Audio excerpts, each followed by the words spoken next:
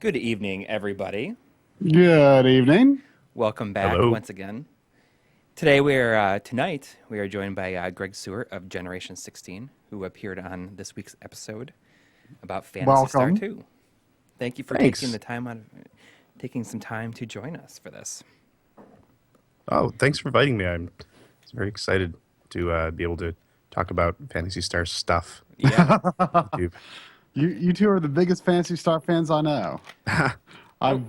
I've still only played the first game, but I have the fourth, and I've been meaning to play it for over a year, and I haven't gotten around to it yet. Hang on. I put us on the. I'm gonna put us like full screen for a minute while we just kind of prepare. So, Greg, we were talking about doing this episode for a long time. I feel like we were talking about it in like June is when I first mentioned it. I think, yeah, because I've actually been doing a very, very, very lengthy playthrough of Fantasy Star 2 on the Genesis, which I'm still nowhere. So, Yeah, I mean, Yeah, it's a super grind heavy game. It's really tough. and even though you played the PS2, not this PS2 version, but you played a PS2 collection that has 240p and all that, and you told me that it still was pretty hard and required some grinding and stuff. Yeah, I definitely had to grind. Um, I played the version off of the Fantasy Star collection, the M2 collection on uh, on PS2, and it has like all the international versions on it as well, and it has a 240p mode, so it looks really good, even though it's over component. Uh, like the colors are definitely a bit brighter, I thought, like on the gameplay footage from the episode. But the thing that made me choose that is because of time. Essentially, it has a very easy mode, which has allows you to get 4 times the experience and 4 times the money per enemy. So that really speeds things up quite a bit. But it doesn't like everything else. It just cuts down on your grinding time essentially. Everything else still remains like pretty difficult. yeah, I tried doing it for. I played it like I played through this and not through it. I played through this and Fantasy Star 3 for Generation 16. But when I covered Fantasy Star 2, I actually used save states because it was just there was no way that I was gonna get footage later in the game without it. Fantasy Star 3, I actually went through for the show, but yeah, Apparently, Corey is Yeah, quieter than us. I just turned myself up. Let's see if that helps. Um, I switched over using my mic that I use for the show as well. So like I always settings get messed up in between like moving it from here to there. So if I'm too loud, let me know. Or if I sound good, just let me know too. Or you guys keep an eye out for it, actually. Um, so the most I've played of this game is just like a few minutes in the Sonic's Ultimate Genesis collection, Oh which yeah. I didn't give a lot of time to any particular game. I mean, you made it sound so interesting in the video, I thought. And like there's part of me that regrets like skipping ahead to Fantasy Star 4, which I haven't done yet, but I mean I'm planning to because I Hmm. have it. But that's the one that everyone kind of tells you to just like jump ahead to. Even though I think what you've told me of 3, I think sounds super interesting as much as people dislike it. But you know, Yeah. Yeah. I'm gonna be doing a like video on 3. I feel like sooner rather than later. I was kind of dreading playing through this one again. So I think that's what made made me just wait so long to do it. are you more excited to play through 3 again? I am, yes. And I'm really, really excited to play through 4 again. Yeah, well, and I mean, and that one I think we're going to kind of do together, so it'll be like your replay and my first experience with it. Yeah, that's gonna be like the approach for that episode, I think. that'll be really cool. That'll be interesting to see. Yeah, I was kind of explaining to Try earlier that the story like 1, 2, and 3 are very story light, but then 4 comes Yes. in and it came out at a time where like after like Final Fantasy 4 had come out and like made this like the story like much more present in RPGs, in Japanese RPGs. So Yeah, it kind of plays out that same way, where you have characters like coming and going from your party all the time.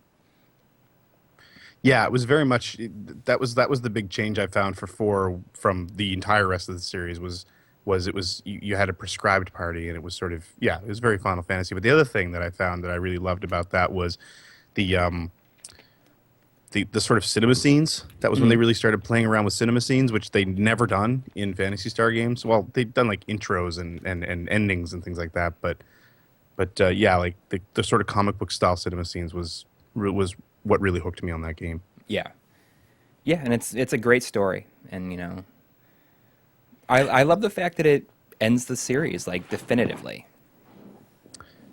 Yeah, but it's sad in a way too, because I would love to get another proper Phantasy Star RPG, like not Phantasy Star Online. Right. But like, you know, who would even make something like that in a faithful style nowadays? It's, Yeah. I'm gonna go ahead and I start. mean, it's possible, but For those that don't know, I'm going to be playing the PlayStation 2 remake of this that came out on the Sega Ages 2500 collection or series, and a website. I keep on wanting to say PlayStation whenever I say PS. Phantasy Star Cave did a fan translation of it and then released it for people. So, because these were supposed to come out in the U.S., but they ended up canceling them. Because they were supposed to do 1, 2, and 4. They were supposed to remake, and they were going to bring those all out here. But then, so I'm going to go ahead and start. This is beautiful. So, like, from a event design standpoint, is this pretty faithful? Is it kind of just like a up-resing of the graphics? Like, No, this is completely redone. See, I wasn't really sure what to expect. I know to expect a sprite sort of look. I thought it might be like, I mean, I haven't played it, but I kind of thought it might be like the Dragon Quest V remake of that's on PS2, where has like a actual polygonal graphics or something. No, this is all 2D. The thing with these, though, they're all like budget remakes. So, I mean, there's not a lot put in. I think there's more put into this one than there was into the first one. But I'm really not sure, like, how. Is there one this of is gonna 3 be. and 4? No, there was supposed to be one of 4, but then they didn't. I think that they did this series as a like they were all going to be budget, and then like their reaction to them was very bad, so they switched over and gave it to M2, who like just did like really good compilations. Are these this falls under the umbrella of the Sega Age? What they called Sega Ages when they brought it out here? There was a compilation that they brought here. You remember it had Outrun in it and things like that, and they were just absolutely awful. Right. Well, yeah. I mean, like they were almost all bad. I really like the Fantasy Zone one that they did. That was on there. Yeah. Yeah, I do remember that one being good. You can load a clear game from the Generation 1. So, Interesting. I've not finished this, so. So, I mean, I guess it wasn't well received, but I mean, like, in retrospect, do people think this is pretty good, or do you not really have much of an idea of what the perception is? I mean, obviously, some fans took the effort to make a fan translation, so, I mean, it must be considered to be worth something. I mean, I really don't know. I don't know if it's considered to be really good. I mean, I think that they liked it enough to translate it. It's just cool that they remake it. I know. Because it's a dream, right? I guess. I mean, is that implying that he's naked in his dreams, or he sleeps naked? Probably both. I think there you go. It there we implies go. that he sleeps naked. We've got proof. It's all about comfort. Character development. Canon. Oh wow. Somebody in the chat there just said hello. Hi Shogun. Glad that you used to read magazines. I wrote in. That was a long time ago. Long time ago. You wrote for GamePro and what else? No, not GamePro. Expert Gamer. Expert Which Gamer. was what why did I think it was EGM2 became. Okay. For some reason, why And did I then, think it was GamePro? EGM. I don't know why. Oh man, that's insulting. No, I'm just kidding. yeah, There were really good people at GamePro. EGM was the main magazine I worked on. Okay. And I freelanced for like everybody for a few years, and then got into game development instead. Oh. EGM was like the first magazine that I like really fell in love with. I read, like, I'm old enough that I was like, I was in grade school when, like EGM first started. And, that wasn't actually the first magazine I ever got was Video Games and Computer Entertainment. I loved that magazine. Yeah. And it was like the first issue. I think it had Blaster Master on the cover. Nice. I got to having that job. I got to meet Andy Eddy once, and Oh, really? that was probably the only time I was starstruck meeting somebody in the games media anyway. Just because I thought he was amazing. Plus, being a Sega kid in the early '90s, EGM really wasn't where you went because they weren't crazy about EGM, or they weren't crazy about Sega. It seemed, but Andy Eddy had this huge chip on his shoulder against Nintendo. And I sort of identified with it. The infamous, the one I always remember is the infamous editorial he wrote about Dr. Mario and how it was Nintendo tacit approval from Nintendo to play with drugs. Yeah. I do remember that. Yeah. But the magazine was great. So this one does not allow you to name the main character. So Super Mega Nathan Gamer was asking, does the Tim RGB mod for N64 have C-Sync? And you have that, I don't have that, but I'm pretty sure the answer is no. Is that right? No, mine's C-Sync. Oh, it does. Okay, Yeah. okay. I don't know if that could cause issues with that particular mod. I've been told that just the safest option to go for N64 is just sync on Luma. Mm-hmm. I don't know if that necessarily applies to that mod, but apparently does to the one that I have, which, by the way, I have the HDMI mod. It arrived earlier this week. I'm very excited about it. I have to do that with my N64. It's unbelievable. It's unbelievable. I'm gonna play a little bit of a game tomorrow to record some footage for our next episode on it. Which will not be released on Christmas. It will be we're going to launch that on New Year's. So you guys gonna just jam on episodes for the next 2 weeks? Like get the first 3 months of your lives? I wish. Like it's crazy. Like I've got 2.5 weeks off of work, and it's not enough. No, it is not enough. I mean, I'm going go to my parents for a little over a week, so that obviously is going to cut out on some production time. But as soon as I get back, I'm going to have to start getting cracking on our PS1 episode, right? RGB episode. Nice. Which is still need to test a few things. I wanted to get all that done before Christmas, and I just don't see how it's gonna happen. But we'll get it done. We thought we had all this time, and then suddenly we realized that we have. So Nay's ears are kind of unique among elf style ears. They're very vertical and long and curvy. Well, yeah, I mean, she's not an elf. They're called Newman. But elf-type ears. Like that infamous Phantasy Star 2 box art that you were saying you like. And me knowing kind of nothing about the game, or limited stuff about the game, I don't know.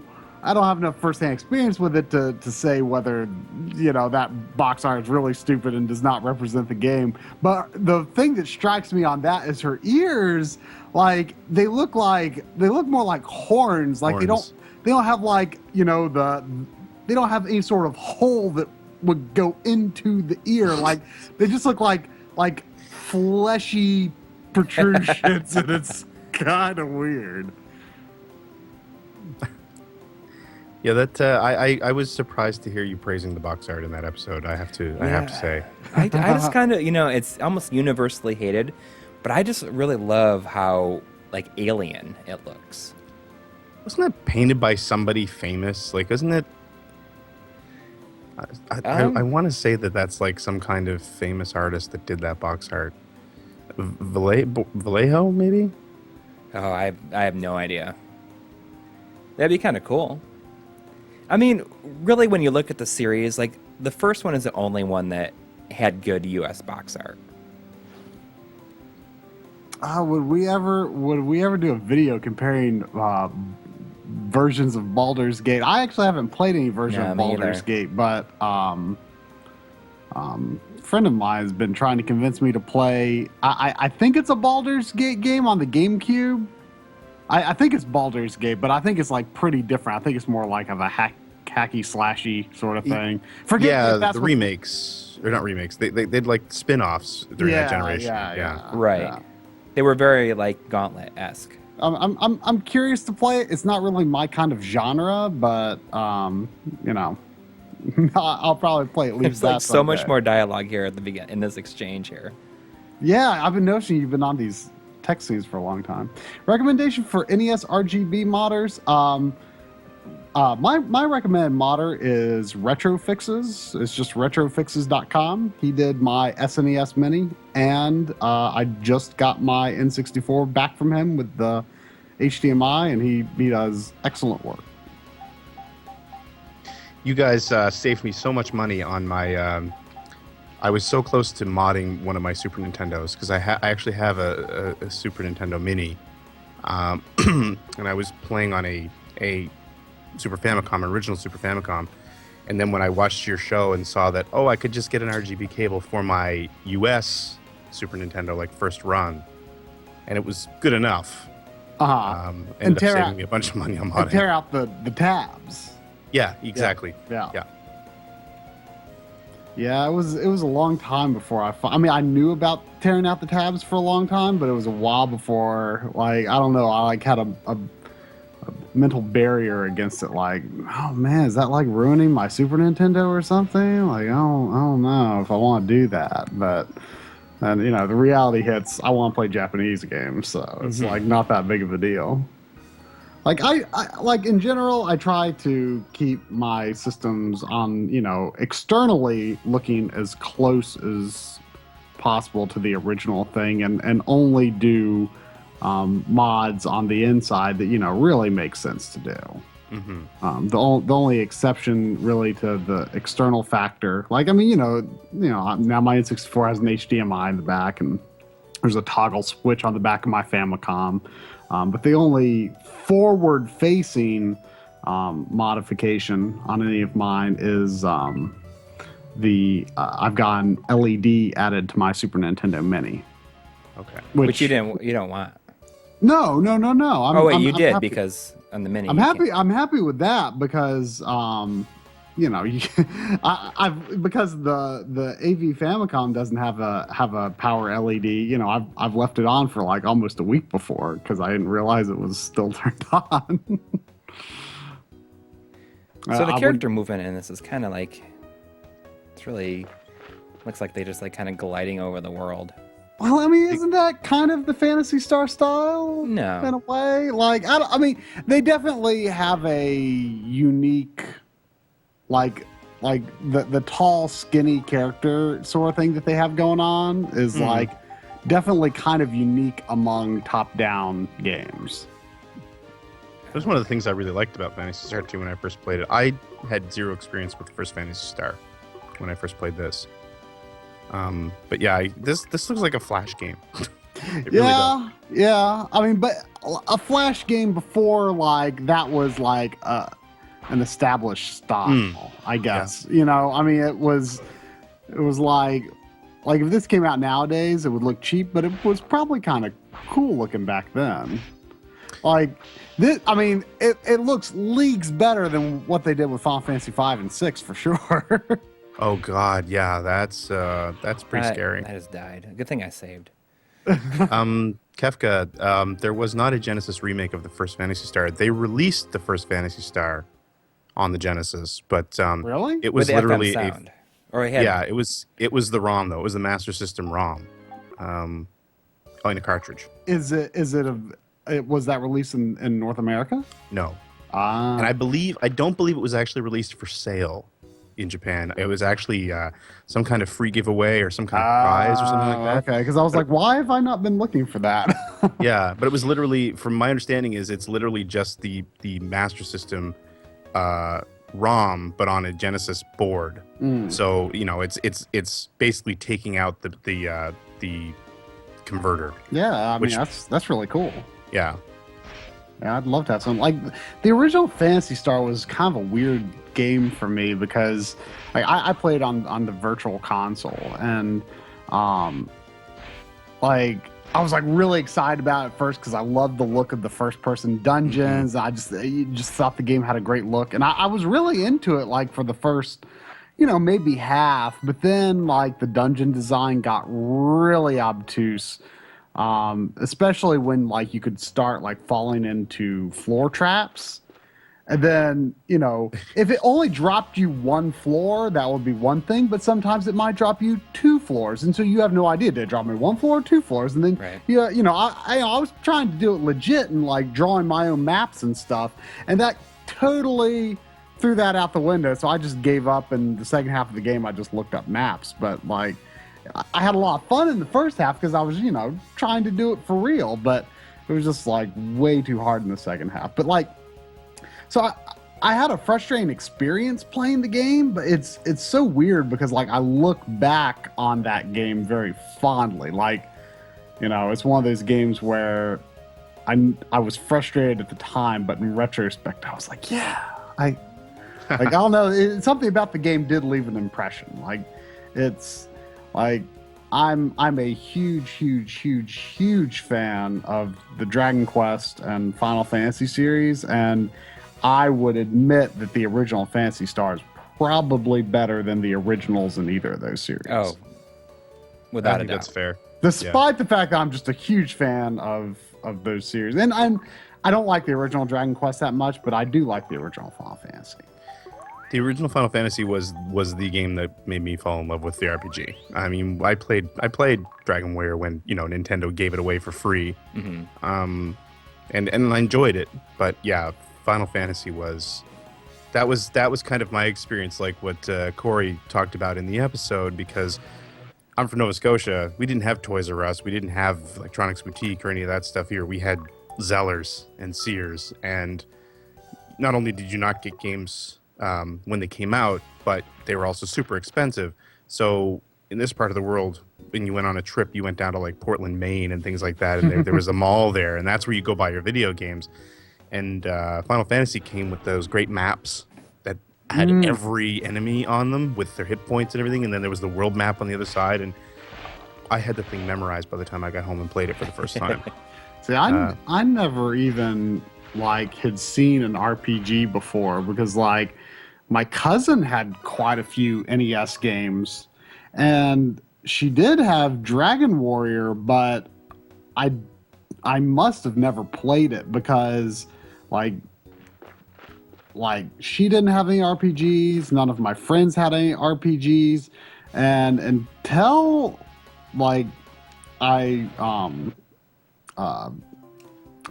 moved to Delaware at a certain point, and a friend of mine was like way into Final Fantasy 4 and 6 and like rented them all the time. That was the first time I'd ever seen an RPG, and I thought it was the stupidest looking thing in the world. Because I'm like, why don't the enemies move?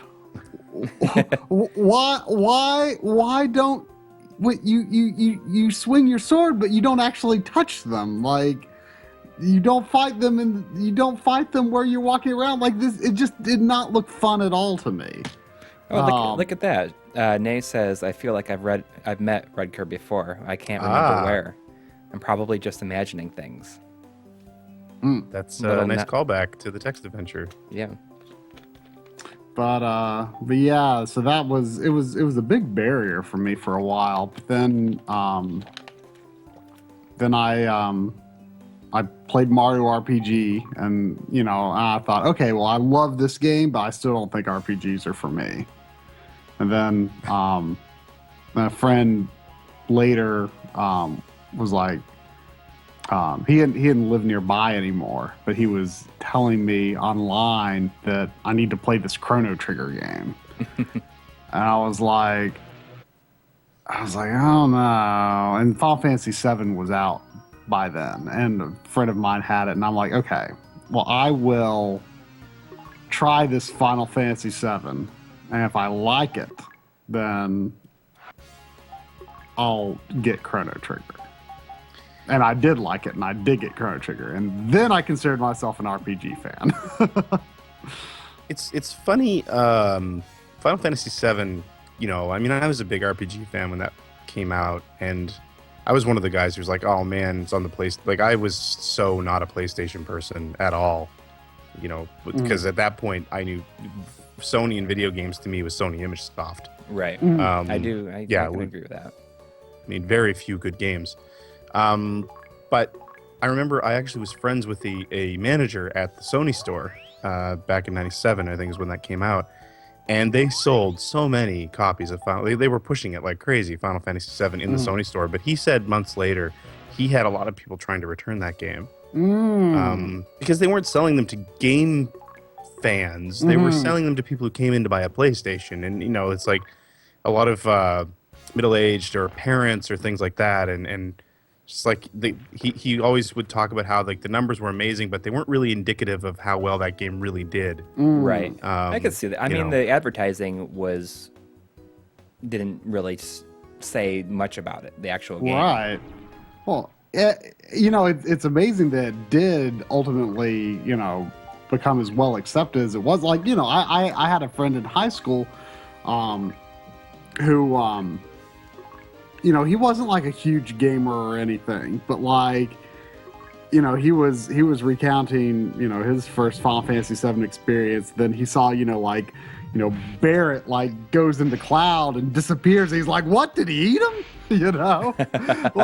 like it was just a totally, it is, something I've been thinking about a lot, with the Final Fantasy VII remake coming now, as much as, it is true, I think, what they say that Final Fantasy VII is just too big to fit into a single game. Because, I mean, they're going to do more work than the value of a $60 game to make the entire thing. Yeah. So, I mean, we don't make games with the scope of Final Fantasy VII with the sort of style that Square Enix pushes for now.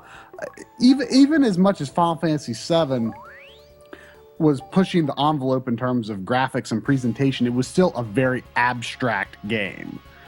You had party members go inside the leader. You had battles take place on another screen. You had very simplified animations and simplified characters. It was still, yes, it was impressive at the time, but it was still very abstract, and that's why I always used to think of at a certain point. I thought of the reason that RPGs were able to be so big and have such big stories and be so detailed in so many areas is because at the end of the day, they were presented simply. And at some point, Square Enix tried to push RPGs hard visually as well. And it's amazing that they were able to, continue to make them as large as they did, for a while. So that's true. I mean, the budget before was all about in-game graphics and just tons of text and story. But yeah, once you got into the PlayStation era, you had to translate that into something that was a little more presentable. And then, and it just sort of has snowballed from there. Yeah, it's, I mean, now voice is standard, and it's like, I just finished Dragon Age Inquisition today, and it's crazy how BioWare is able to have voiced dialogue for all of these possibilities. So many options for what a character could say in any I'm given just grinding for a minute, just so you guys know. any given scenario. I mean, and the variables are almost endless depending on, well, maybe not almost endless, but I mean, they're huge, depending on what kind of character you are and what you've done previously and what you say immediately right then. But, BioWare does that, sure, but, just something so simple as Final Fantasy VII having secret characters, which was, not that difficult of a thing to do in the Super Nintendo era. I mean, they had secret characters in Final Fantasy VI, but they were able to, you get to the top of Kefka's tower and you confront Kefka, those bonus characters are standing there alongside you. Final Fantasy VII, you have FMVs and Vincent and Yuffie just aren't there for some reason, like and then after that game, they gave up on secret characters because to make logical sense with the high level fidelity of graphics and then later, forcing voice acting on everything, you have to make some sacrifices, like you lose the ability to name your character and stuff like that, because we're, pushing for, the sophisticated, less abstract sort of presentation.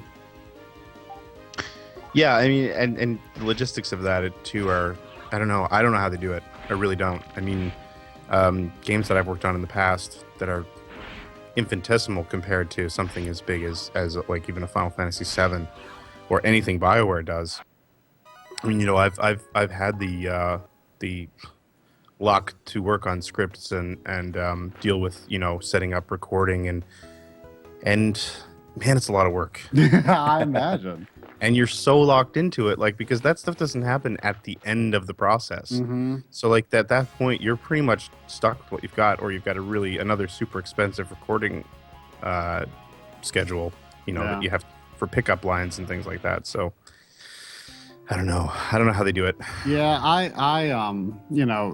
played Final Fantasy 14 and I don't really branch out in the world of MMOs very much, and that's very much by design. Mm-hmm. I just stick with Final Fantasy, and I guess I'm under the impression that it's pretty standard to have like a lot of voice acting in MMOs these days, and Final Fantasy 14 does have that in like key main story scenes. Not all of them by any extent, just, here and there. And, the side quests and stuff, they don't have voice sequences at all. And the developers said, well, I mean, obviously a lot of people thought that, hey, I want voices. Why aren't there more voices? And they said, well, we can make more quests and we can just get so much more done so much faster and have more content available for you if we don't voice everything, Right. Yeah. So it's sacrifices. Have you gone into the clone lab yet? I'm really curious to see what the guy in the clone lab looks like. I was really disappointed at the armor shop. It's not the shop owners. I'll go into the clone lab in just a second here. Is there a RGB mod for the Atari 5200? I don't know. I really know almost nothing about the 5200. I think there might be for the was it 76? Is it 7600? Forgive me if I'm off. 7800. I think 7800. Yeah, I'm not that deep into the Atari world. I've got a 2600, Guys, and I hang on. The game just froze. I gotta go reset it. Hey, what can I do? Hang on. Well, good thing you just saved it.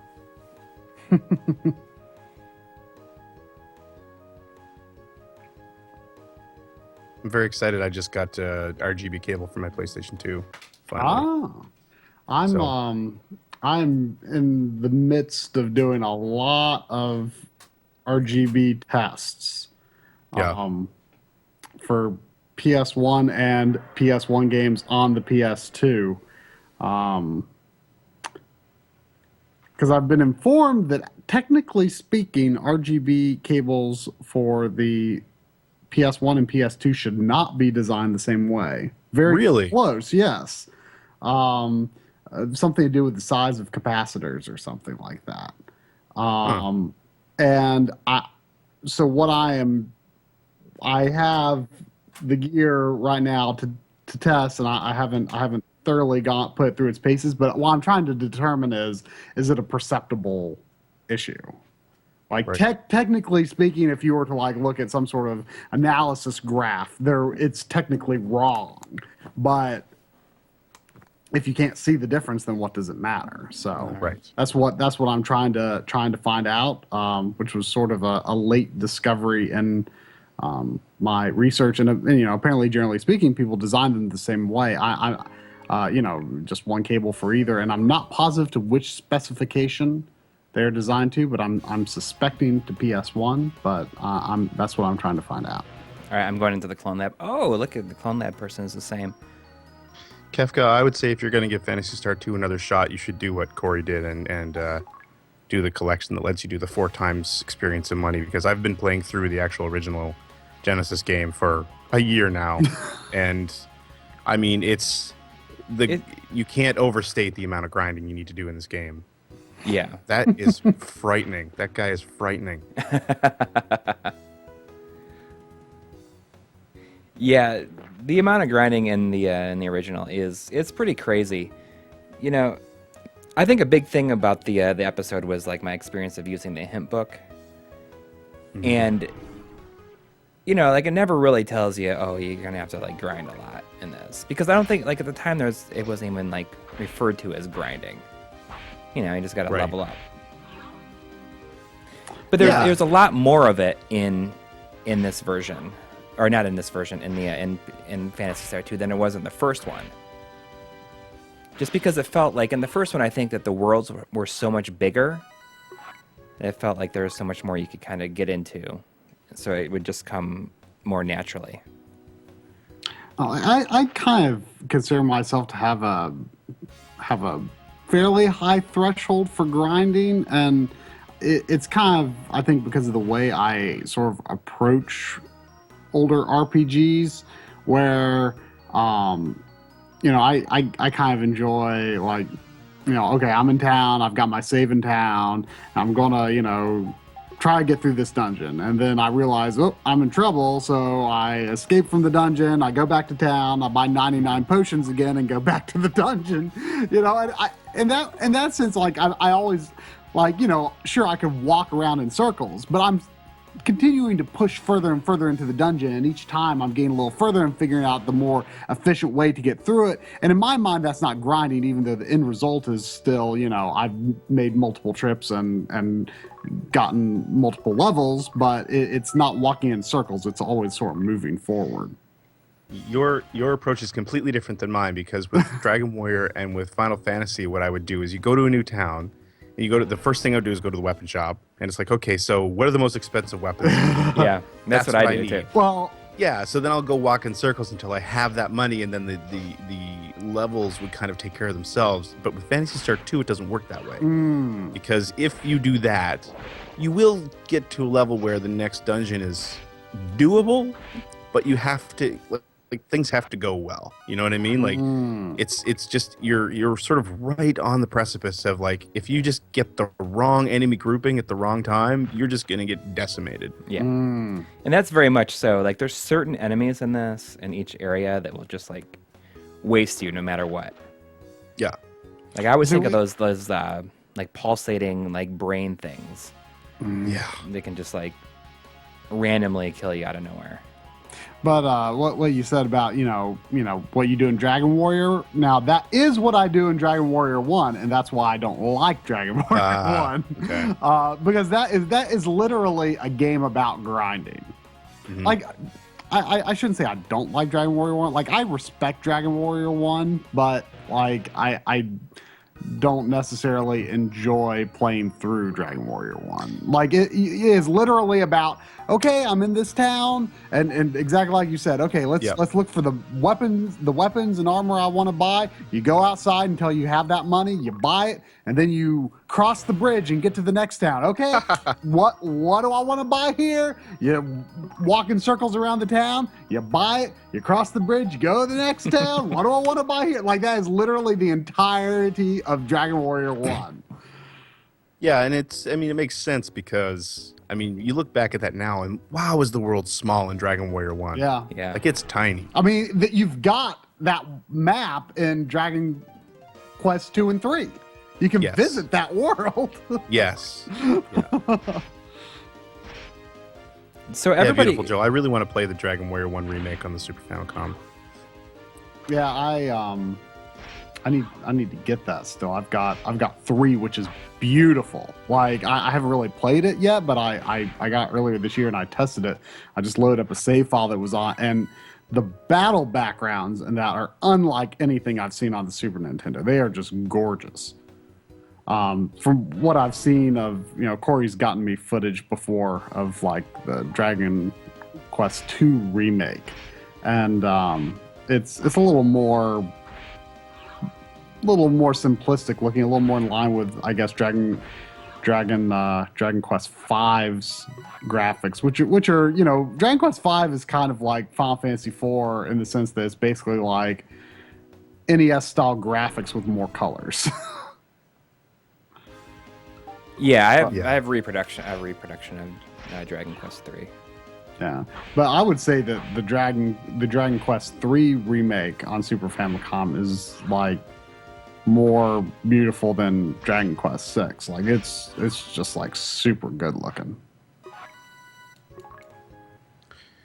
Wide Boy 64. We had when I worked at EGM, we had, I guess they were Wide Boys. They weren't commercially available, but we reviewed all of our Game Boy games on our N64s back in like 2000, 2001. Really? Wow. 1999. Yeah, it was pretty neat. That was the only way to get footage, right? The only way to capture screenshots was to have something you could plug in, obviously. Right. So, Right. yeah. And that was on the N64. Yes. Wow, that's interesting. I've heard that name, but I guess I didn't really know what it was. I do. From whenever I capture Game Boy footage, I play on the Super Game Boy. Actually, Super Game Boy 2, which is like speed. The speed is more accurate to an actual Game Boy, and I do on the FrameMeister. I do a 7x scale, which like pretty much fills your TV, and I just make like the background black, and so it's like filling your TV with these giant Game Boy pixels, and I love it. The Game Boy, man, the black and white Game Boy. Some of the sprite work on some of those games is so impressive. Yeah, it's kind of crazy. Like, when you consider the system, like, just wow. Yeah, I saw our friend Game Dave is a big fan of there's 2 Ghostbusters 2 games on the Game Boy. Are you aware of this? Oh, they're some of my favorite games. And one of them is, supposedly not that good, and I think it's released by like Activision or something. Yeah. The other is released by Activision, but was developed by HAL. Yeah. And when he showed me some video of that game, like the sprites, like, they're these, 16 by 16 representations of the Ghostbusters, but you look at them and you're like, that's Ray, that's Egon. Like, they just, like, they translate. That is Bill Murray. That is a quarter of an inch tall Bill Murray on my Game Boy screen. Like, I can't believe that they made those characters look that good with such limitations. Yeah. Like, that just really struck me. That was one of my favorite Game Boy games, and I actually just recently picked up the the Famicom game that was apparently based on. Yeah. Which I had no idea existed. Just like I had no idea until recently. Actually, it was Jeremy Parrish, his Game Boy series. He finally got the Gargoyle's Quest, which is another one of those just amazing-looking Game Boy games. Oh, yeah. And I had no idea that Gargoyle's Quest 2 was released on the Game Boy. No. It's so backwards. Really? Gargoyle's Quest is released on the Game Boy. Gargoyle's Quest 2 is released on the NES. I have that, but he was saying that there's actually a Game Boy version of Gargoyle's Quest 2. Oh, maybe I mean, internationally there was. That would make sense. Yeah, I think there was. Not here. I'm almost, No, not here. Yeah, I'm definitely almost not here. positive not here. Yeah, No, the definitely NES No, you're version is right. actually pretty expensive. It's $60. I got it not long ago. It was kind of a splurge, but I really wanted it. I've got that. I've been going through my old cartridges. It was when I lived in Chicago, so it was 99 to 2002. Again, we didn't have any of these cool stores where I grew up, and I discovered Funkoland. And it was, yeah. It is. Funkoland is the reason that I own Earthbound. Yes. Yep. That's exactly it. Was it's funny because I see some people say they didn't like Funkoland, but Funkoland was definitely it's why I got into retro gaming earlier. Like it's why I. Sorry for the grinding, everybody. I'm just trying to. I mean, hey, It's what the game is That's about. game. You know? You're showing people what the game is about. It's true. I expected wanna it to be a little bit misrepresent better, but I expected it to be a little bit more streamlined in this. The battles definitely move a lot faster. Yeah. But Funkoland,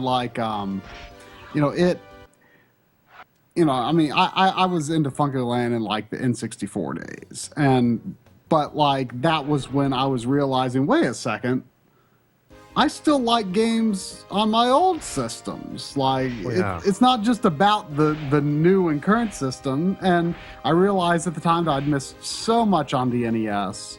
And, so that's why, I got into retro gaming, if you could call it retro gaming, in the late 90s, whereas, I think a lot of people, have adopted it more recently. But Funkoland, it was just a great time to have a store like that. And Oh my God, yeah. I mean, you could, I ended up amassing a large NES collection when I didn't, I had the money of a high schooler, but I was still able to because you go to Funkoland and just get games for like $5. Well, that's just what I was getting at. And what you said is exactly what happened to me because I got my Genesis in 1990. I was a Super Nintendo fan. Like, I shouldn't say that. A major Nintendo fan up until that point. Mm-hmm. And I finally just got sick of waiting for the Super Nintendo. So I got a Genesis because I played Super Monaco GP. So that was the end of my NES library. And it was the same thing. It's like I discovered Funkoland and you go in and there'd just be, the games they had were unbelievable. And you'd be flipping through. It's like, oh, there's Mega Man 6 and it's $10. Okay, great. I'm going to grab that because I've never played it. Yeah. And, just amassed this huge library. And then when I pulled it all out of storage as I started getting back into retro gaming and I started Generation 16, a lot of them still have the price tags on them. And you look, it's like, awesome. it's like $5 for this, and $10 for that. And I go online, it's like, well, this is worth $100 right now. This is worth like $50 right now. That's great. You should take some photographs of them. You can. People have scanned online. Funkoland had these newsprint, Catalogs. Papers that had it had a list of maybe not every NES game and every Genesis game or whatever, but it had. It was pretty comprehensive, and it's such a shame looking at stuff like that because. You look at it, it's like DuckTales 2 is like $7. Yeah, exactly. It's like, and it was funny because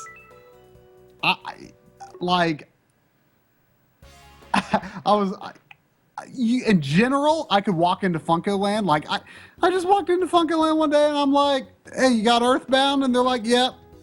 And they just open up a drawer and just pull it out. Even then, you said it was like $30 though. It was 35. I think it was $35, and this was like. That's still an amazing price. Yeah, it was probably like 2,000 if I had my best guess. But I mean, you could, with a few exceptions, I had to wait for Mega Man 6 for a little while, and I don't think they had Secret of Mana one time, and it took a few trips before they had Castlevania 4. But generally speaking, I could basically just like come in with like a list of like 5-10 games that I wanted, and I'd just be like, hey, you got this, you got this, you got this. And generally speaking, they just opened, if they didn't have it displayed out on the shelves, they just had a drawer that they just opened up and just pulled it out. It was unbelievable. And it's even more unbelievable now. Just thinking about it. But like, at the time, it was kind of like, oh, that's at figures, because like nobody thought about like wanting to keep your old games really. Right. But what I think is, what I think is funny, like I said, generally speaking, they had those games, but like obviously I would have bought it if I saw it, but I never saw Chip and Dale 2. I never saw DuckTales 2. And when I saw those newsprint papers that they had, like, and it said DuckTales 2, Chip and Dale 2, I didn't even know those games existed, and I kind of didn't believe it for a long time either, because I never saw them. I'm like, that's a mistake. They don't know what they're talking about. That doesn't exist. But I would have grabbed it if I saw it. Yeah, Lucas, my game shelf is covered in those Funkoland replacement NES sleeves. I've got I've got one that my Chrono Trigger came in. Oh, really? Yeah, and I've just held on. It's not. Obviously Super Nintendo shaped sleeve, but I've held it. My original Super Mario World got busted, and I just have that sitting in there for no reason, just because I don't want to get rid of that sleeve because it looks kind of cool. It reminds me of the good old Funkoland days. It was a great time, especially like to be into retro games. It was kind of like before it really took off, because that was when I was making real money for the first time in my life. So it was nothing to go in there with like $50 and just walk out with like 6 games. Yeah, right. It was so good. Yeah, like and it was also a good time to be getting into RPGs as I was. Like I said, I played Final Fantasy VII. This is like probably like 98 or 99, probably like early 99, I would say. And I tried Final Fantasy VII. I'm like, okay, I think I can get into this. And then I got Chrono Trigger. And even then, Chrono Trigger was kind of expensive. I mean, it was like, it was spending the kind of money that I would have spent on a brand new N64 game for a used game, which was kind of a mental barrier to get through. But boy, was it worth it. But after that, it was a good time to just be discovering RPGs, because then I could go in and I could get all of the good Super Nintendo RPGs at Funkoland for, they cost more than some of the other games, but they were still, affordable for a high schooler.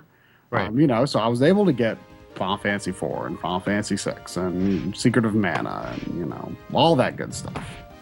So it was a great time to be into that. So I'm curious, if Final Fantasy VII was kind of what got you into RPGs, did you ever bother to go back and check out some of the pre-Final Fantasy VII RPGs on the PlayStation 1? Because there was some really good stuff. He just played Wild Arms. I gifted him Wild Arms. That's one of them, yeah. I'm a huge fan of Wild Arms. And the first one. Yeah. Coury actually gave it to me as like a PSN gift like years and years ago. Probably like 5 or 6 years ago, I would guess. Yeah, and maybe like. But 4. in other words, it wasn't a game that I got attached to in the PlayStation's heyday. It's right. been in recent years, and I was just so impressed by it because Had a great aesthetic. Yes, and it was just well designed. Like it doesn't do anything all that phenomenal or fancy in terms of gameplay, but it's just well paced, very well designed. It felt like the extension of like them really like using everything that they learned during the 16-bit generation. Yes, they were 16-bit RPGs with sort of a coat of paint over them, and there was. I look at Suikoden as exactly the same thing, and that's one of the things I love about it. Yeah. I finally played Suikoden 2 over the summer on because I've been holding out. Like that was like the first expensive game I wanted. that I've still never bought it. Because it was like, I mean, only a couple years after it came out, it was already like over $100 or like right at $100. And I was like, well, I'll wait. I'll find a better deal on it than that. No. It was a great time. I really love that time for RPGs because that was right when I was actually managing a game rental store right at the beginning of the PS1's life, and I was a big Saturn guy. But right. I jumped into the PS1 pretty quickly just because it became obvious that's where all the games were going to be. Yeah. And that was like right around the time that Vandal Hearts came out and Suikoden and Wild Arms, and because I was running a rental store, I didn't have to buy them. I could just borrow them.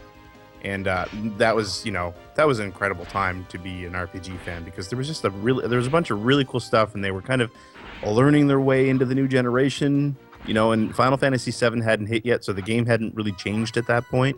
Right. And so you were just getting, like you said, you're just getting these amazing, really 16-bit RPGs with like gorgeous music and all these little bells and whistles that you wouldn't have gotten otherwise. Yeah, what are I mean, obviously, Wild Arms and Suikoden 1 are good examples of pre-Final Fantasy VII PlayStation RPGs. What else is there?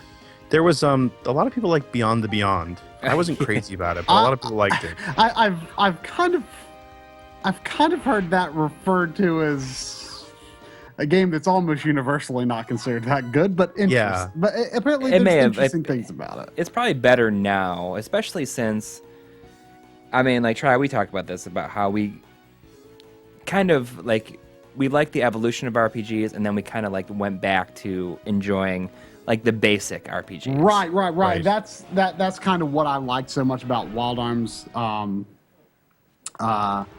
Arms 1 is, like, yeah, I used to, like, when I was first getting into RPGs, I was, like, all into, like, every game has, like, some different system for magic, and it's just the, like, Dragon Quest, good simple food. Like, I don't think when I was first getting into RPGs I necessarily liked RPGs for RPG's sake. Like, it was like I really like the story, I really like the music, I really like the characters, and the gameplay's okay. Right. But like now I think like I've kind of come around to just liking the RPG gameplay, and it doesn't necessarily, like, a lot of people say that like the story is the most important thing in an RPG, and sometimes that can be true, but there's nothing like inherently like unfun or dull about RPG gameplay. Like I can perfectly enjoy an RPG without any sort of good story to attach to it. Did you ever play? Were you into strategy RPGs at all, like Shining Force or? No, not for a long time. The first I still have never really gotten into real-time strategy. Oh, I'm not. I mean, that's I'm a whole not different. about That's that. a whole different ballpark. Yeah. The first strategy game that I got into, which wouldn't really qualify as an RPG, was Advance Wars 2. Great game. Great game. And then when Fire Emblem, the advance got the Fire Emblem, 8th Fire Emblem, the day I bought my PlayStation, I rented Final Fantasy Tactics, and I didn't really like it. You know what? You're not alone. I'm still not a big Final Fantasy Tactics fan, but I love Shining Force and I love Fire Emblem. That's like a series that, like, I have Shining Force 1 and 2, and I also have Shining in the Darkness, but like I love Shining in the Darkness. Well, Shining in the Darkness was kind of viewed as like, all right, so this is for all the people that missed the first-person dungeons. Mm-hmm. Like, that's like basically what it was like aimed directly at. But as an addendum to not really liking Final Fantasy Tactics, when Final Fantasy Tactics Advance came out, like that was the first game that Square made for Nintendo since Mario RPG. Right. Or maybe since Treasure Hunter G may have come out after Mario RPG, if I'm not mistaken. But I mean, last in the US anyway. I mean, it was the first time since the Super Nintendo they'd released a Nintendo game, so it was like a big deal. Right. And like, as a big Square fan, I was like, okay, I need to support this. So I bought. Even I thought, maybe I'll like it, and I didn't really like it. And then, like maybe a year later, I tried it again, and it took over my life. Like Nice. Tactics Advanced did. And then I'm like, oh, okay, well, I like this now. I'm going to buy Final Fantasy Tactics. So I got like the greatest hits copy for like $20, and I still didn't like it. I just like Tactics Advanced. Like generally speaking, a translation won't ruin a game for me, but like I didn't like the translation was just dumb. I didn't really care about the story, even though, a lot of people say the story is amazing. It's all, political maneuvering and yawn. And That's the thing. The story was just kind of ridiculous. yeah, and the translation was so bad. But Yeah. like, people complain about Final Fantasy Tactics Advance's story, but it wasn't really meant to be an advanced story. Like that game was like all about the gameplay, and like once I gave it a second shot, like it just clicked for me, and I loved it. And I love Tactics Advanced too as well. I could try the PSP version of the original Final Fantasy Tactics, maybe see if the new translation does anything for me. It's but supposed to be good. yeah, but I don't know. Now I have played the original Shining Force on Virtual Console, and I liked it fairly well. I don't like it anywhere close to as much as I like Fire Emblem, but I liked it. It was one of the things I liked about it is how simple it was. And going way back, somebody here in the chat, and I missed it, mentioned this. The reason I was even asking is because Vandal Hearts by Konami. I always remember the Vandal Hearts, really the big good. geyser of blood. When you Yes, kill them. exactly. When you killed an enemy, there's just like a 40-foot geyser of blood. But yeah, I wasn't crazy about the second one because they did this. The system, they changed it around so that everybody moved at the same time. So you would plan out your moves, but then the enemies and the allies would all move at once. So you could miss each other. It was really strange. I tried really hard to like the Arc the Lad games, which is They were not great. which See, I mean, I really like them. I've Yeah. played all of them except for the very last one. I like the first one was like It's so short, and I think that's it's right. so it's almost And the second one is so long. Yeah, That's the first one's almost like a ground zeros for for Arcalab 2. Yeah. Like That's it a good way to put it. I played. I'm like, okay, well, Arcalab 2 is supposed to be so much better, and this is supposed to be like super short, and it was super short, but it just wasn't that great. But then Arc the Lad 2, like I really liked it at first. It made a great first impression, but what drove me absolutely nuts was it started doing this, like it had like regular dungeons and a strategy RPG. So you would walk like a little bit, and then you get into this big drawn out strategy battle, and then you wander a bit more and you get into another, and then But they're not random. they're not random, but the monsters come back before it doesn't take that long for them to come back. And so like if you're wandering around a dungeon and not really sure where to go, you're going to be fighting the same battles again and again and again. And like I put like 40 hours into that game, and I was like a couple dungeons away from the end, but it is so out of character for me to give up on a game that close to the end, but I couldn't do it anymore. Like, and Arcalab 3, like just testing it, like kind of seemed better. I mean, I think 2 is the fan favorite, but 3 looked kind of appealing to me. 3 is but- much shorter. Really? Yeah, I mean, that Yeah. would be nice. I mean, but- 2 is good. I mean, the first one is so short that they really tried to make up for it in part 2. And, you know, like, I love the way that it connects, and that, you know, like, the first one sets up, like, you know, a very kind of small world, and then the second one comes along and it's like all this, like, a huge world, and you were just, like, in one little part of it in the first one. Mhm. Yeah. And then you import your save, and eventually, like, so the second one starts out as like a story, like its own story. And then about like a quarter of the way through, you run into all the characters from the first game, and then everybody gets together. I think it's a great game, but I mean, it's been a long time since I played it. I'd love to do a video on it, on the entire series sometimes, but that's like It's a commitment. it would be a good video too, because there's a really interesting story around that game, considering sort of the fight that existed to come here. Yeah. Because I mean, it was held up for so long as sort of the poster boy for was it Bernie Stolar? I think it was Bernie Stolar. Anyway, whoever was in charge. Oh no, of you're thinking of Magic Knight Rayearth. Was like the No. What I'm thinking of is there was sort of, when the PlayStation 1 came out, Sony Computer Entertainment in the US, they had there was this whole anti-2D game movement that was happening. And I want to say it was Bernie Stolar who was kind of at the helm of it. And that Arc the Lad was held up as the poster boy of the types of games that should be coming from Japan but weren't being released here. And it was sort of the blame was laid on him. And then you had Victor Ireland, who was the head of Working Designs at the time, who was a major force, especially in the fan community, because he was very, it was on Usenet back then, but he was very vocal and very active on Usenet. So he was like openly trashing Bernie Stolar at the time as well, because he wanted to bring over the Arc of the Lad collection, which he eventually did.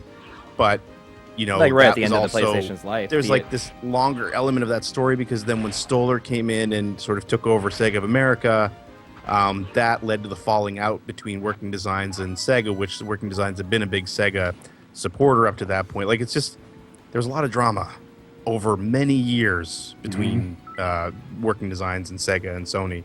And like Arc the Lad was kind of like the linchpin of the whole thing, the first game. And I think that's for me why I didn't totally get into it, because I heard about that game for so long, and it was supposed to be this amazing game. And it was like, you know, like VRPG for the system. And then I played it and I was like, this is not what I thought I was waiting years to play. Like, just didn't impress at all. Well, it was just interesting that Arc the Lad was like one of the first games on the PlayStation, and then it like was one of, in the US, is one of the last, at least the major ones. But that was kind of a Working Designs thing, because Magic Knight Rayearth was one of the early games on the Saturn, and was one of the last games released in the US on the Saturn. Wasn't it the last game released? It was, Saturn? it was the last game. Yeah.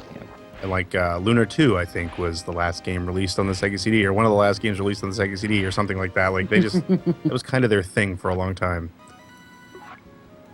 Even like the Growlancer that they did on the PS2 was pretty late. I forgot about that. Victor, beautiful. And not only that, wait, just before we continue on, he's also like the only person releasing PSP games now too. Beautiful Joe 99 says, "Wonder if Victor Ireland would have been on Twitter if it existed back then." I'm like, absolutely. I mean, he's definitely, yeah. Like, he'd be like, so. I don't know if he'd be like Kamiya on it, but I can kind of see that. For those of you that have seen our the Mist episode that Tri did with Rand Miller, so. For me to do an episode like that with Victor Ireland is like a dream episode. Like, I would love to do that. Just kind of go through each of the releases and talk about them. You've actually met him. Yeah, I met him at E3 in 2001. Nice. I have a Polaroid photo that I took of a giant Borgin. Borgin. I have, it's over on my desk, or on my shelf right now, 2 photos of me with Borgin. At E3 2001? At E3, yeah. One was, it was actually, I used it to show, I started going to the gym between 2000 and 2001, and the first photo, I'm just this gigantic slob next to we're about the same size. And then the second photo, I'm so much slimmer. But yeah, they're both Borgin. That's great. I mean, it's like, so we were both there. I worked for like a fan site at the time. It's actually where I started like, like volunteered to like cut videos for them. And like in 2001, that was like nobody was really doing that. No. Not at all.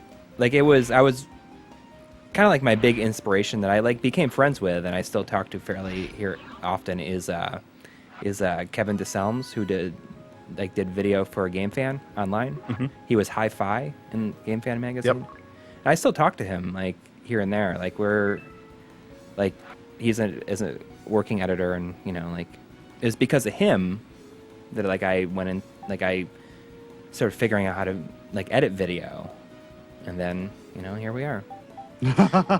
So you would have maybe, I don't know if you sort of talked into the other Game Fan crowd there, but I think that was around the time that Sam Kennedy was there. Sam Kennedy. When I went there was Game Fan had just died, and a couple of those guys were making Game Go.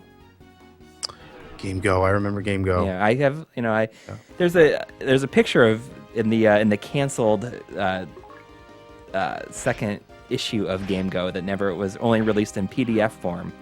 Mm-hmm. That and I'm in it. We had like a get together for Game Go. Nice. You'll have to show that sometime. Sam Kennedy Game was Fan did rule, but yeah, sad how it ended. Yeah, like Game Fan was definitely like my like most favorite. Game Fan magazine is the only ones that I still have. Yeah. Like the layouts were like so like all over the place, but they always had like the best screenshots. That was their claim to fame, was because they figured out something about how to do amazing screenshots. That's, no other magazine in the industry for quite a while was even close. Yeah. And they would build like their layouts around it too. Like, like they blow them up like for like behind the, like as the background for the page and stuff. Who else did I talk to from there?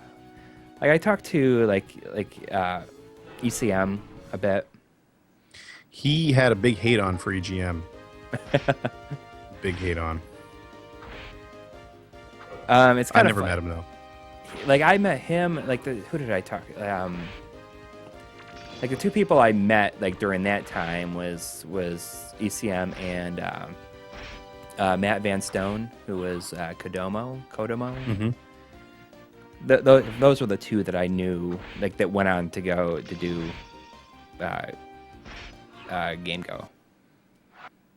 Which I still have that one issue of Game Go with Stretch Panic on the cover. Yeah, that was a terrible choice for a cover. Yeah, but I mean, it made sense for like the audience, considering who they were. Yeah. Yeah, they're gonna like they're always like they were the reason that I knew who Treasure was, because like they would talk about, like specifically talk about Treasure by name. They were a great magazine for well, again, speaking as a Sega fan, if you wanted good Sega CD coverage, or you wanted to learn about cool Genesis games like anything from Treasure, or like Ranger X or things like that was where you're going to get like the 2-page spread and tons of screenshots and information. Right. Was that magazine? Yeah. Yeah, I should like I'd love to do like an episode on just like magazines sometime. It's too bad I had so many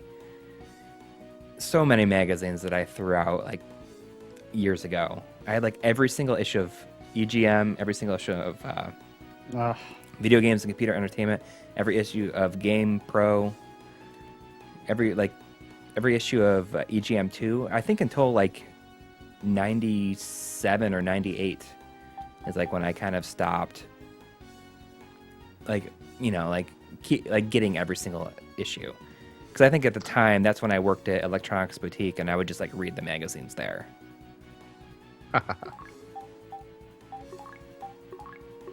Yeah, it's too bad because EGM got really good around 2000. Just saying.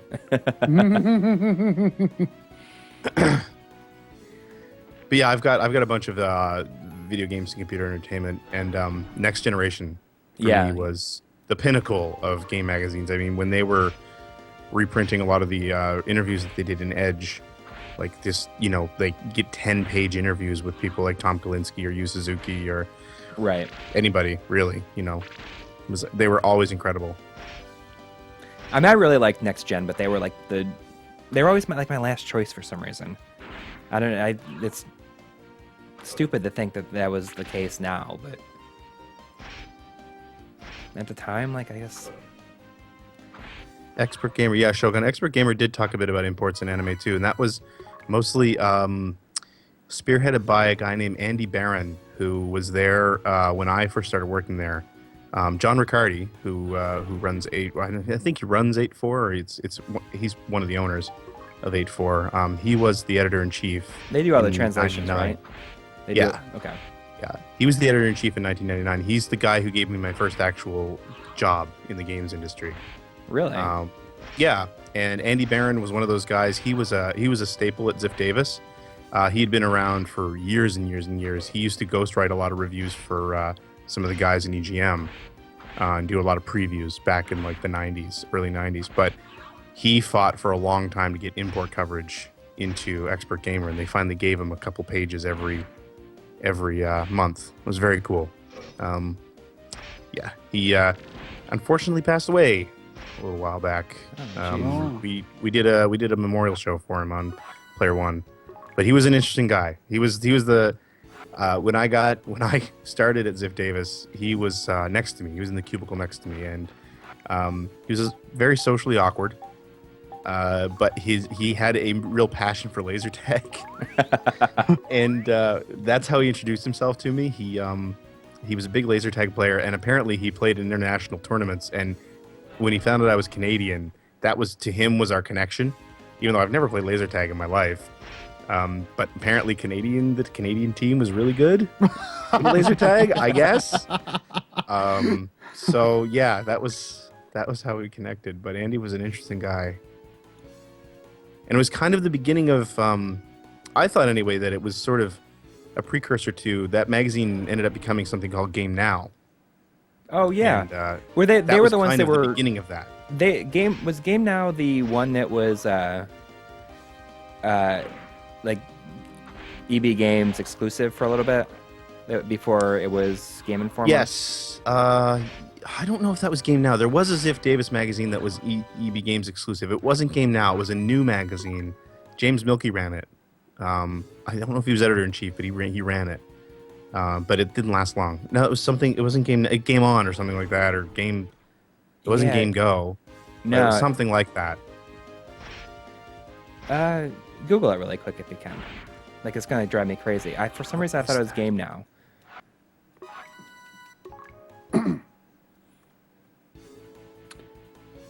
Dragon Warrior 7? Yes, I have it. No, I don't recommend it. You gonna get the remake?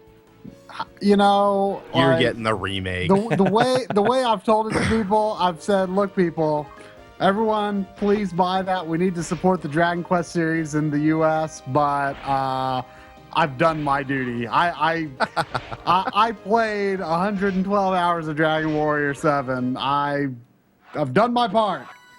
That magazine, by the way, is called GMR. Oh yeah, yep. Okay. And it was hugely successful, and then GameStop bought EB Games, and they already had Game Informer. Okay. So yeah, that didn't last. I wonder if this dungeon layout is the same. I'm just haphazardly going all over. I'm gonna die, I'm sure.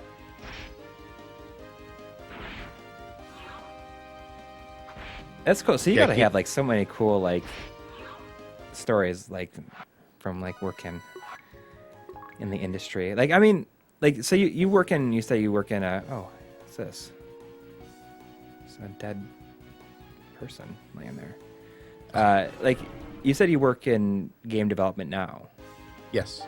What do you work on? I work actually for a company called Red Space it's in Bedford, Nova Scotia, and we don't do stuff that a lot of people would play that are probably in the chat. We do more HTML5 games for cartoon properties more than anything else, like Nickelodeon and Cartoon Network. that's kind of what I'm doing now, which I actually, at this point in my life, I really like because I've done the AAA development thing, and it's a grind. It's like playing Phantasy Star 2, actually, to bring it back to the theme of the show. What was the But, AAA? Or are you allowed to say? I worked on a couple of the Madden football games. Oh, cool. And a couple of lesser-known games. Our claim to fame was a game called Baller Beats. Okay, which- I mean, why does that sound familiar? It does sound familiar. Because it's such a ridiculous idea that you probably heard about it at some point and laughed about it. It was a Kinect game for the Xbox 360 where you played. It was like Dance Dance Revolution or Guitar Hero, but you were playing with a basketball. You were bouncing a basketball. You know what? I saw that on clearance at Target the other day. Oh yeah, It comes with a basketball. it comes with a basketball, an NBA basketball. Yeah, I should. And we were very proud of ourselves. I should have got it. I think it was like it might have been $9.98. See, Reggie knows. Reggie in the chat, he knows Baller Beats. We had that idea presented to us. I forget the name of the guy who came. Curtis Smith, I think, was the guy who came up with the idea. And McCheskey presented it to us, and we were just like, "There's no way we're actually going to do this, right?" And then all of a sudden, we were like, Oh. "Yeah, we're doing it." Check out this technique animation that Nay does. Come on, when she like heals. It's pretty over the top. Just gonna do it in a second. I have it running up here. Here she But yeah, goes. the so AAA, like spending years on a project, not so crazy about that anymore. Like currently, the game development I do now is like 3 to 6 months on a project. And they're smaller projects, and I don't. A lot of my friends don't actually play them, but my kids play them, so that's sort of nice to have. Right. They get excited about the games I make, and that really actually means a lot to me. So it's pretty sweet. Yeah, I mean, I definitely went through my phase where I wanted to be in game development, but I think what dissuaded me was like I was like I like playing games so much, It's Yes. like and, I mean, even back then, when I was late high school and thinking about college, I'm like, those people work a lot. And not to say I don't work a lot now, but I was just like, you're always reading these interviews with like game creators, and they're like, well, I don't really play other games because I'm like, I don't want to, I want to play games. Yeah, no, it's totally true. I Guys, mean, I it's can't run. you just get caught up in the game you're working on and nothing else. So Right. Yeah. I don't miss it. I really don't miss it. And I think the other thing too, like at the time, like, I graduated high school in 2002. And at the time, I wasn't really into Western games. Mhm. I was like, I'm not even going to be working on games that I would like. I mean, it's not true anymore. Like I think I don't know whether it's fair to say Western games have come into their own or if my tastes have just changed, but they're I liked a lot of like European developers. Like I liked I was a huge fan of Rare. I felt like during like the late 90s and early 2000s, Ubisoft was actually really good. But like in terms of like North American developers, they're just I played. There were a few games that I did like, but just by and large, they were rarities for me. Like I just something about the feel and the type of polish. It just was a very different feel from Japanese games.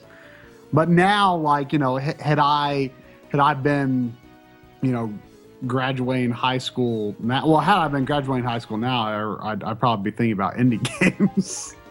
But Right. I mean, it was a totally different world now. But yeah, if I had been younger now, I probably would have been thinking more about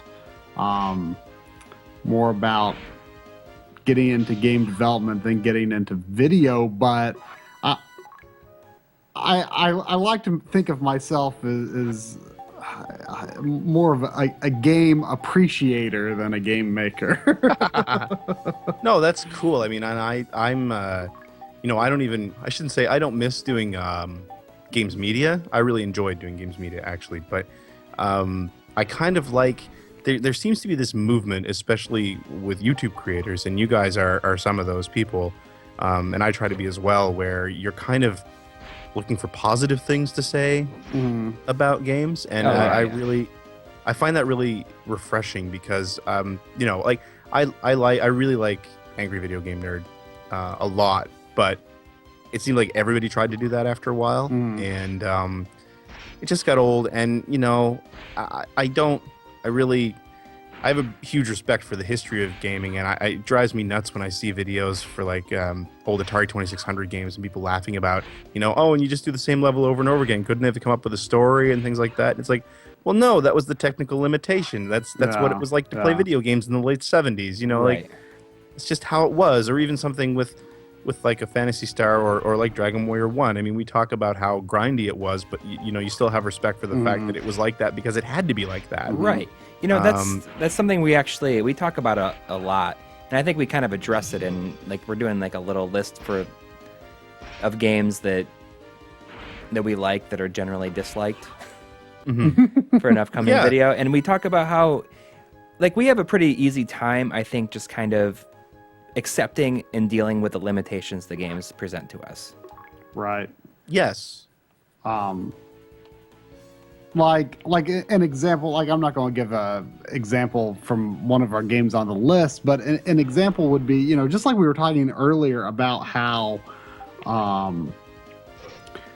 you know, in RPGs, customization and complexity, you know, it's nice and all, but there's also kind of something nice about just a simple RPG. And something me and Coury have talked about recently, you know, I think I used to prefer like the Final Fantasy V, Final Fantasy 6, 7, 8 style where, you know, yeah, there were maybe, you know, maybe Eris had a slightly higher magic stat and maybe Cloud had a higher attack stat, but basically everyone was a blank slate.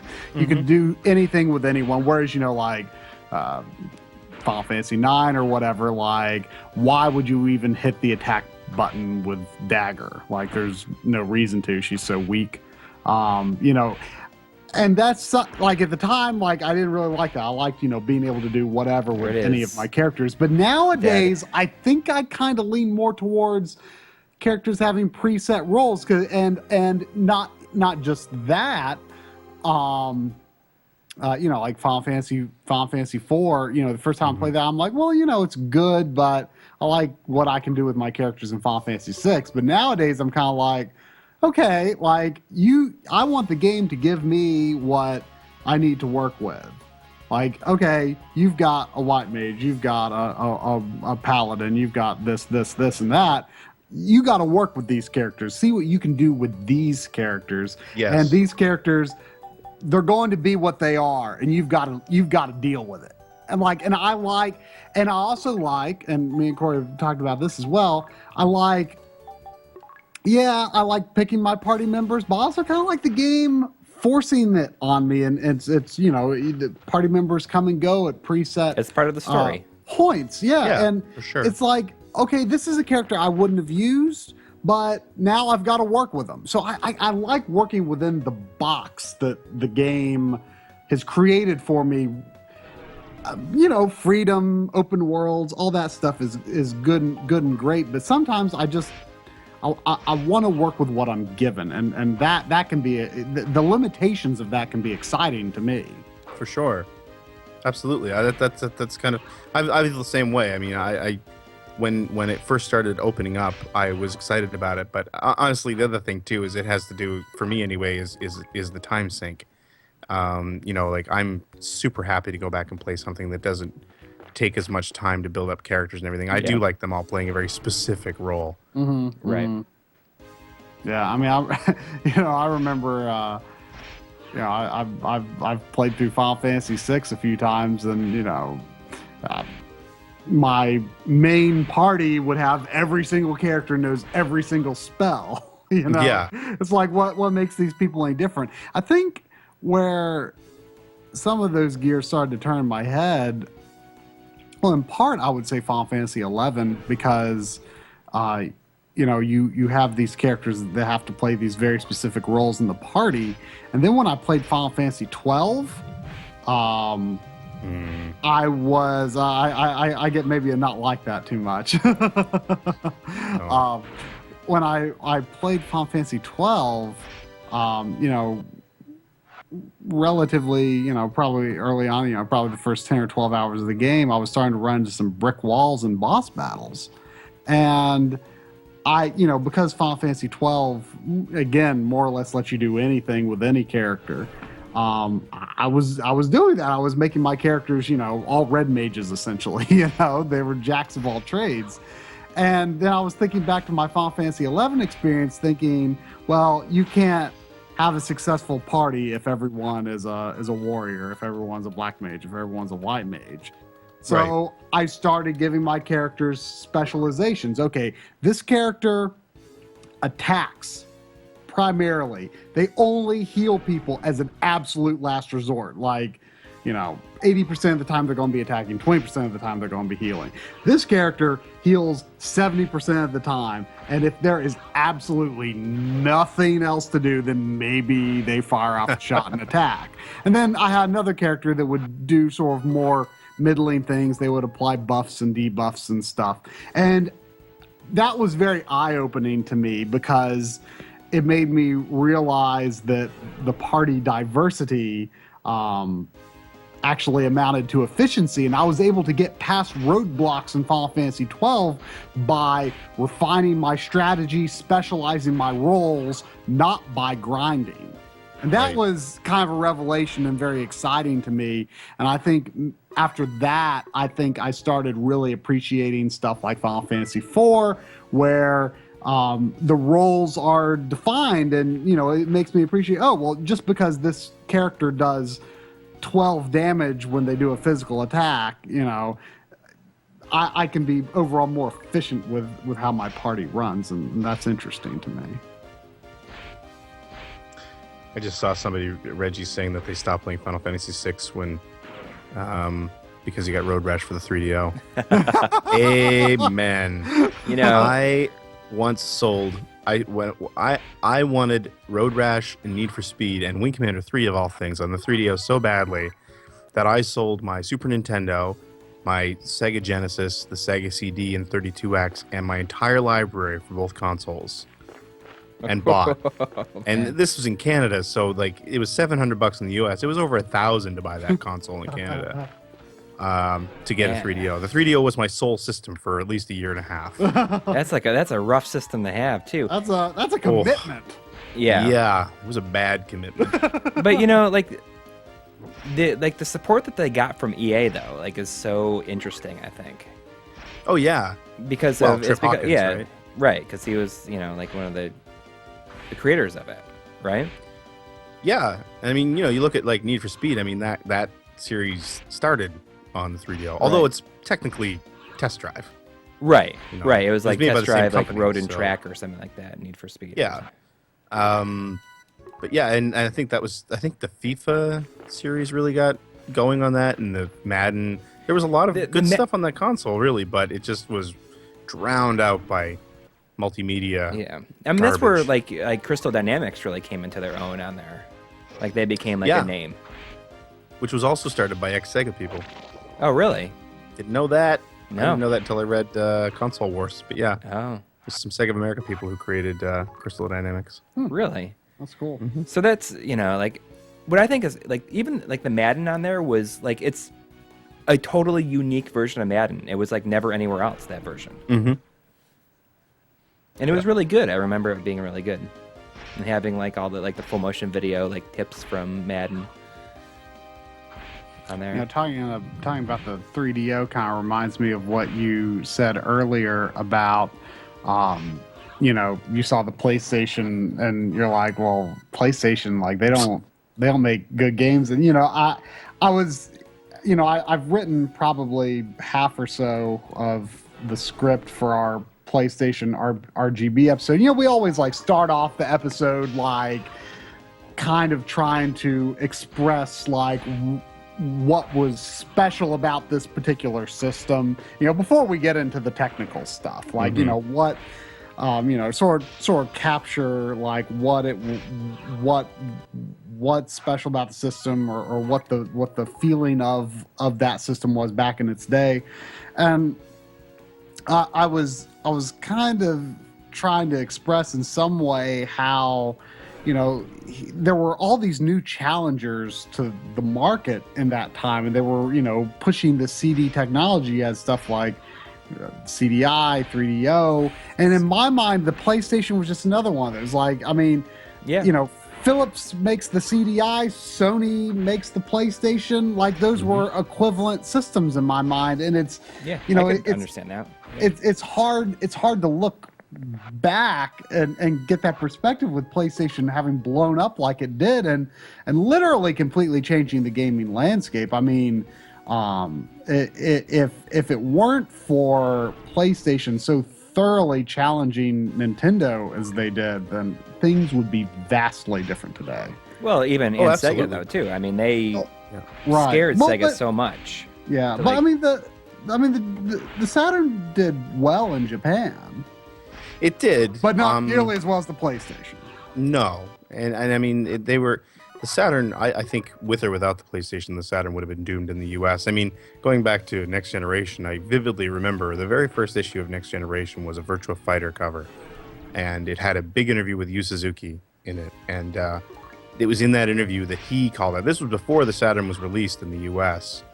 That he called out how difficult the Saturn was to program for. Yeah, this is Sega's guy. Yeah, calling this like out. the right? guy at the time.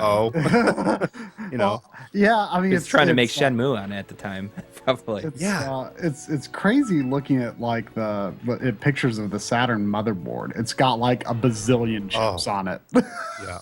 Yeah, and there was like a lot of that was like last on it and everything. It was like last minute too. Yeah. Right, because they like see again, that's like kind of crazy for me to think about that Sega was being reactive to Sony. Because here's this established I mean, Nintendo was cocky. Like, Nintendo was established, Nintendo was doing well. They were cocky and thought they could do whatever they wanted with the N64, and obviously they couldn't, from a business standpoint anyway. And I'm surprised that Sega was like scared of Sony, because I guess Sega's fortunes in Japan hadn't really. They were never good. They were never that good. Like, it's kind of weird to think that the Saturn was Sega's most successful system in Japan, as I understand it. Yep. Which is very much not true here. But it's just interesting to me to see them being reactive, because again, I'm at the store. I remember I was in Walmart, and this one guy looking at systems there, and for whatever reason he starts talking to me. He's like, I think I'm going to buy a PlayStation. And I'm thinking, why? Yeah. What clout does Sony have? How can you trust them to support this console? How can you trust this system to last? Like, I mean, I would, I was a hard Nintendo guy at that point. Like, it's kind of embarrassing looking back, but I was like kind of like, I was definitely one of those, console wars kind of guys. Like, I was mad about the very thought of Sega. Like, Sega was cool, and I thought they were trying too hard to be cool, and I just didn't like their attitude. And I was not a Sega guy, I was like, well, at least Sega and Nintendo, those guys have been around. You can buy those systems and trust that they're going to make games for it. Sony, like, who even knows? Like, that's not going. How do you know that's going to take off? And so it's mind blowing to me that, thinking, like my cousin's husband, he bought a PlayStation like day one. Like of course I know him at the time, but just thinking back on that story, I'm thinking, I I would love to know like what he had been reading in magazines or what he had seen. What flipped that switch to think this is a good investment? This company has never made a system before. Like, what makes you think that, ooh, this is something I want to get day one? I don't know. Like their marketing was really great. Although I think the "You're Not Ready" thing was a total miss, personally, because I never got it. I kept reading that. I was like, what the hell does your note mean? I didn't get it either. But like, I worked at a store called Microplay at the time, which was a lot oh like yeah. And we had a bunch of people who were same thing. Like, they were day one PlayStation purchase, and I didn't quite get it either. But I mean, when you really think back and you look at it, Next Generation ran images of Wipeout. You had Toshinden all over the place, right? And you had Ridge Racer, which, I mean, you know, if you went to arcades at the time, Sega and Namco were the two driving forces, right, in the arcade outside of Capcom and their fighting games. And to know that they had Namco, I mean, that was, you know, and then you looked at pictures of Daytona on the Saturn and pictures of Ridge Racer on the PlayStation, it was pretty easy to make a choice. Right. So, I mean, I could see, you know, looking back on it, I could see how people were really into it. But I was the same as you, Try. I was just like, and I was a dyed-in-the-wool Sega guy, but along the same lines, like, you know, really, this is Sony. Like, they've done, like, Cliffhanger, and, you know, Hook was a good game, but it wasn't amazing. And, you know, like, Mickey Mania was a good game, but it wasn't amazing. And they've just got there's tons of terrible sports games on their docket, and, like, just, Sony ImageSoft, I'm not, and I was even a Sega CD guy, you know, and they really supported that system, but not with a lot of anything that was good. Yeah, and see, at the time, I didn't even know about Sony's game publishing. I wasn't aware of any games that they published at the time, but I mean, I just thought, you know, these are people that make TVs and Walkman. Like, right. Well, like, why would I buy their video game system? They have a lot to prove, and obviously they proved it, but they had a lot to prove. Yep, and they did it, yeah, for sure. But yeah, the Saturn, wow, that thing was a mess. And I love it. It's one of my favorite systems.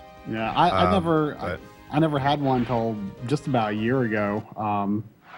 Friend gave it to me, and you know, I had never really taken a serious look at the system before, so it was actually quite a shock to me to find out that the pool of games that are both good and affordable is extraordinarily small.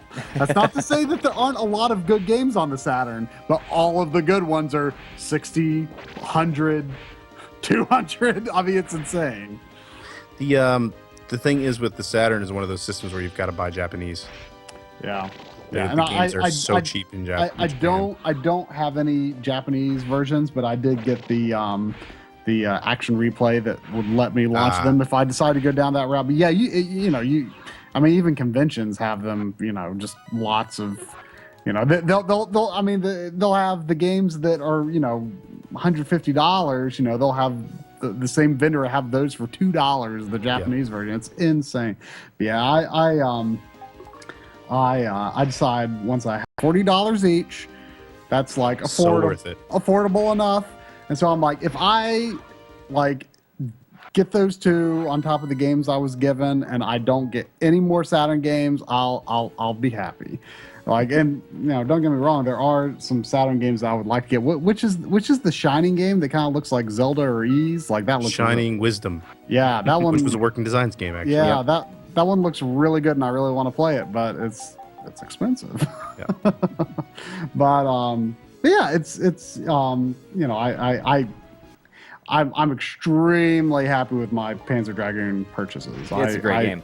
I have not finished the first yet because it's pretty hard. It's tough. I've got to maybe the 5th level, but it is really, really good. Yeah, 2 is a lot better even. Oh yeah. I've played like the first level of it just to test it, but yeah, they just have a great look and feel to them. They're just really fun games. And then you're definitely in for a treat when you eventually play Orta, because Orta is the best one, I think. Yeah, Orta was great. Yeah, I need to sit down and RGB mod on beat CDI. those. We'd love to eventually do a mod on the CDI. Who knows? Does the CDI do native RGB? Probably. Somebody in the chat's talking about it. Of course, CDI is more like a standard than a particular system. Yeah, that's true. Actually, yeah, that thing was terrible. No, my dentist. My dentist had one. My dentist had one. He did. But did he have one of the Jaguar dentists? What was it? Was it an X-ray thing machine? Wait, Have you seen that? Oh, yeah, the there was Jaguar. dental equipment. The Jaguar isn't it? Oh! Yeah, it used the Jaguar casing. I did see a picture of that when that retro VGS resurfaced as that Coleco thing. I did see a picture of that. Yeah. No, but he had like, I don't even know how long it was there. Like it could have been there for years and I never noticed. And then like one day I just noticed that there's a Philips CDI sitting underneath the TV in the waiting room. I'm like, that just like fascinated me, and I really wanted to ask him like, why do you have this, and could we work something out? like That's awesome. But I never got. He like actually just retired a few months ago, so I'll never know. It disappeared. It disappeared like a couple of visits after I first noticed it, and I like every time the hygienist cleans your teeth, and every time during that whole process I'm thinking, I should ask him about that CDI. I said, what happened to that CDI? I how do actually I bring it up?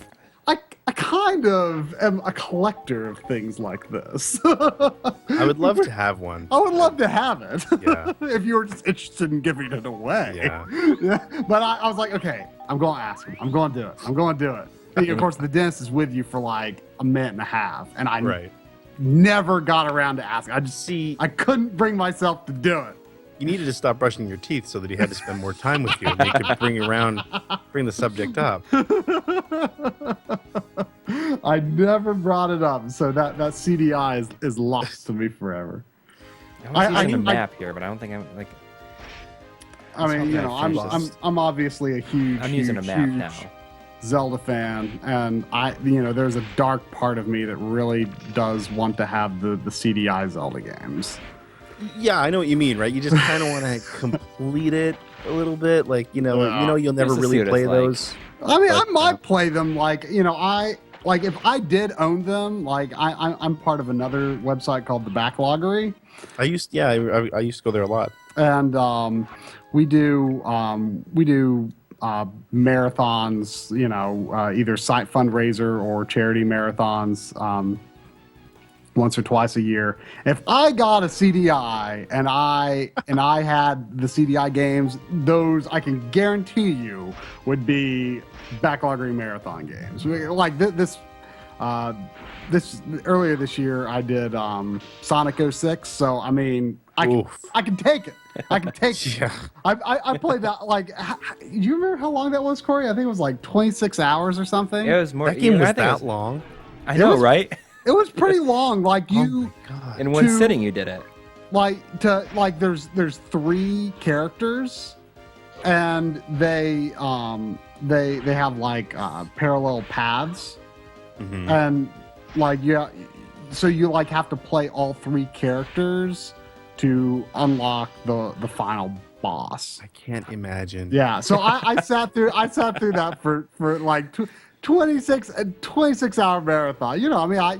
I took bathroom breaks and brief eating breaks, but sit in the corner and cry for 20 minutes. It was surprisingly manageable. So I feel like I'm tough enough to handle the CDI Zeldas. I don't know. You got to deal with that controller though. The CDI did not have a good controller. I can't remember what it looks like. I know I've seen pictures. The one that I only ever used was actually, and I think you could get a more traditional controller for it eventually, but I knew a couple of people who had one back in the day, and I remember playing a game on there that was, I want to say it was Star Control, but I don't think it was.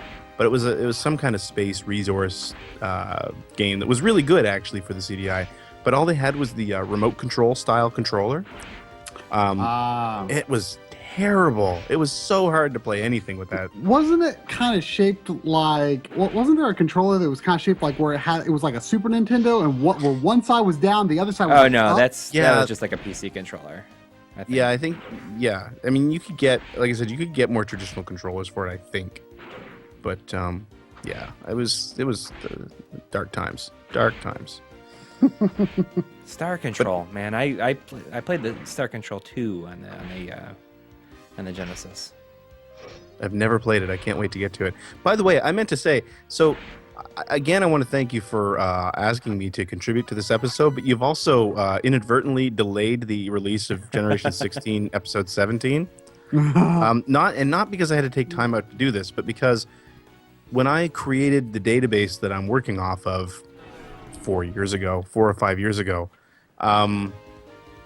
there weren't release dates for these games that I could find. Oh, right. But in doing the research for this episode, there are release dates now for a lot of the stuff that came out on the MegaNet service. Mm-hmm. And I've come to realize that I missed a few. Oh, so now you're gonna. So my almost complete episode 17 is now missing 3 games. So yeah, So you gotta go back. I'm gonna go back, and So, it's just like, Have you screwed up at all? Like in yeah, terms the of continuity's ordering? screwed up a little bit now. Hmm. Yeah, unfortunately, but you know, it is what it is. I Yeah, mean, there's no way I was that- ever gonna get it all right. Yeah, I mean, mistakes happen. That's the nature of YouTube. You can't just fix it and replace it. You just gotta accept it. I mean, no matter how hard you research, there's going to be Yeah, everyone. at least every once in a while you're going to have something. Just like my last episode was the Famicom 3D system, and I had no reason to believe that 3D World Runner, the Japanese version, was not like. I mean. Yep. The information I found online said it was a 3D system game, and for whatever reason, it was the one game in the whole set where I thought, well, I can kind of cheese this and just play the US version. I mean, I'm not hiding the fact that I'm playing the US version, but like I just thought, and so I didn't, because it's a disc system game and it's a pain to get, so I thought I could work around it, and then someone tells me, hey, by the way, that one actually doesn't support the 3D system. I'm like, well, so I mean, hey, that's what annotations are for. Keep you honest. Yeah. That's actually, it was you guys that I even learned. It was because of you guys that I even learned that there was a 3D system for the Famicom. Like, that's wild. Yeah. I had no idea. Yeah, it's crazy. Like, I just that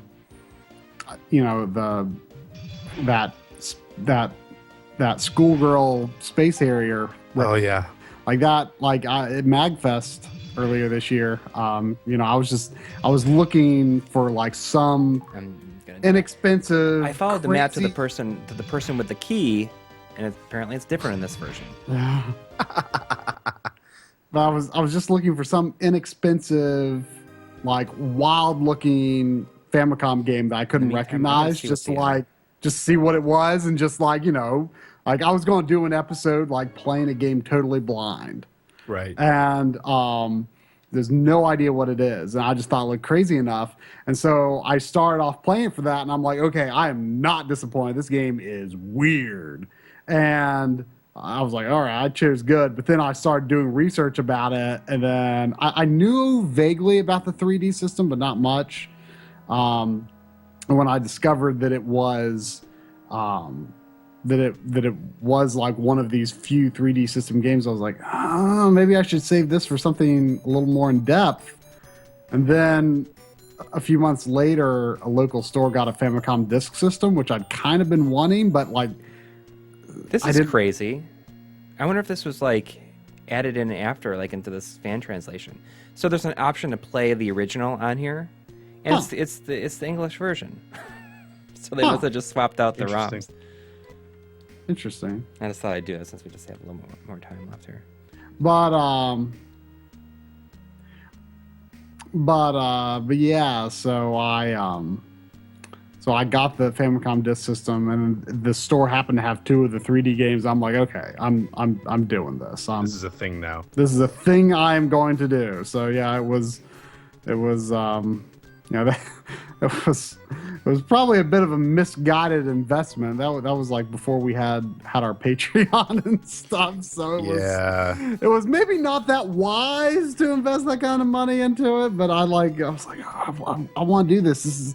This is interesting. Well, I mean, it just comes down to it. Like, I mean, like I'm investing all this money right now into light gun games on the PlayStation platforms.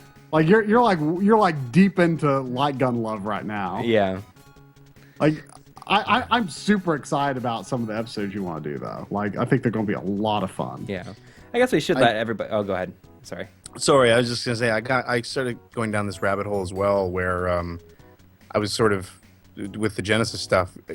Decided I really wanted to get all the hardware so I could do some really nice shots of it and things like that. I don't really know why I decided I wanted to do that, but I ended up spending way too much money on, like, I grabbed a Wonder Mega and an XI and another Model 1 Sega CD, and I think I finally learned my lesson when I picked up a Mega LD, whatever they're called. The Laserdisc player. Oh. I've got that sitting in my room right now, and unfortunately it needs the capacitors replaced in it. The module needs, which is like, there's like 250 capacitors on the module that need replacing. But yeah, like it was at that point that I'm like, what the hell am I doing? Like, this is, and I'm not even going to cover that stuff for like another 3 or 4 years probably. Yeah. I don't know what I was thinking. Yeah, like I mean, I like, I like showing, the physical stuff associated with a thing when possible, like, because a lot of that stuff doesn't really get shown off in high quality on the internet. Like, I mean, even doing a Google image search, a lot of that stuff is just kind of not there. And to the extent that I can share a higher quality representation of some things, I like to try to do. And so I try to get my hands on it, on as much like interesting stuff like that as possible, but it is an expense, and that's a big part of why we've got Patreon. Yeah, that's kind of, I stopped to think about that, and it's like with the Patreon that I've got going, I really need to, wait until the money exists before I grab something. And we've kind of got a little ahead of ourselves on a few things on Patreon, where we've got a list of things that we need to be reimbursed for from the Patreon pool, and so we've spent a little extra money out of pocket, and then it kind of hurts, and it's like But and that's what it is. It is what it is. I know, I'm noticing for some reason, I don't know why I didn't notice before, but like Nay's overworld sprite is like cat ears. Yeah. Even though that's like not at all what she's supposed to be like. I mean, it's as close as they could probably get it for something this size. Never really see her by herself like this.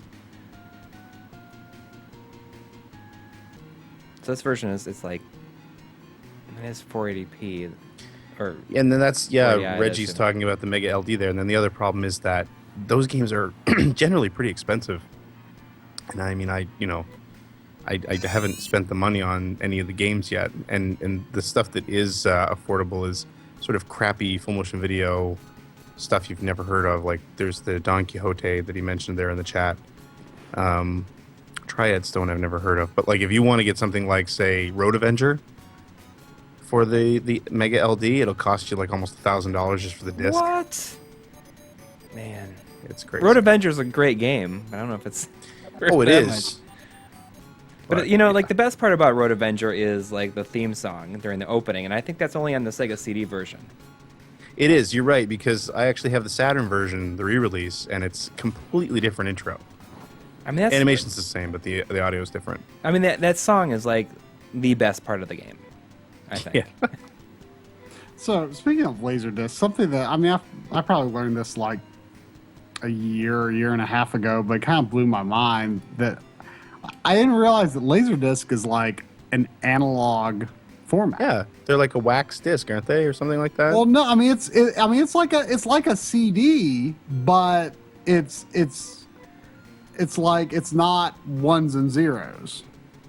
I mean, Okay. it looks like a CD, but yeah, I mean, I've actually never used a Laserdisc player before, but I use one in um, college. That's it.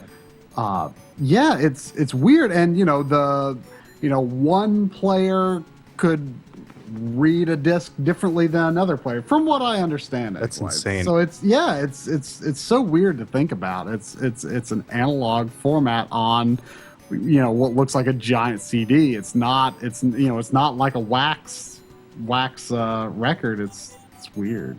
I am going to be right back. My computer just told me that I need to plug it in before it dies on me. So Okay. you'll be back in a moment. All right. Watching your walking around speed is a lot slower in this version. And when I hit select, look at this. Look at the stuff that's there. That's supposed to be there from the fan translation people. I don't really know what it means. There's a bunch of icons. Guns and dresses and armor and cogs. Kind of some weirdness going on. Save and quit, and there's quit without saving.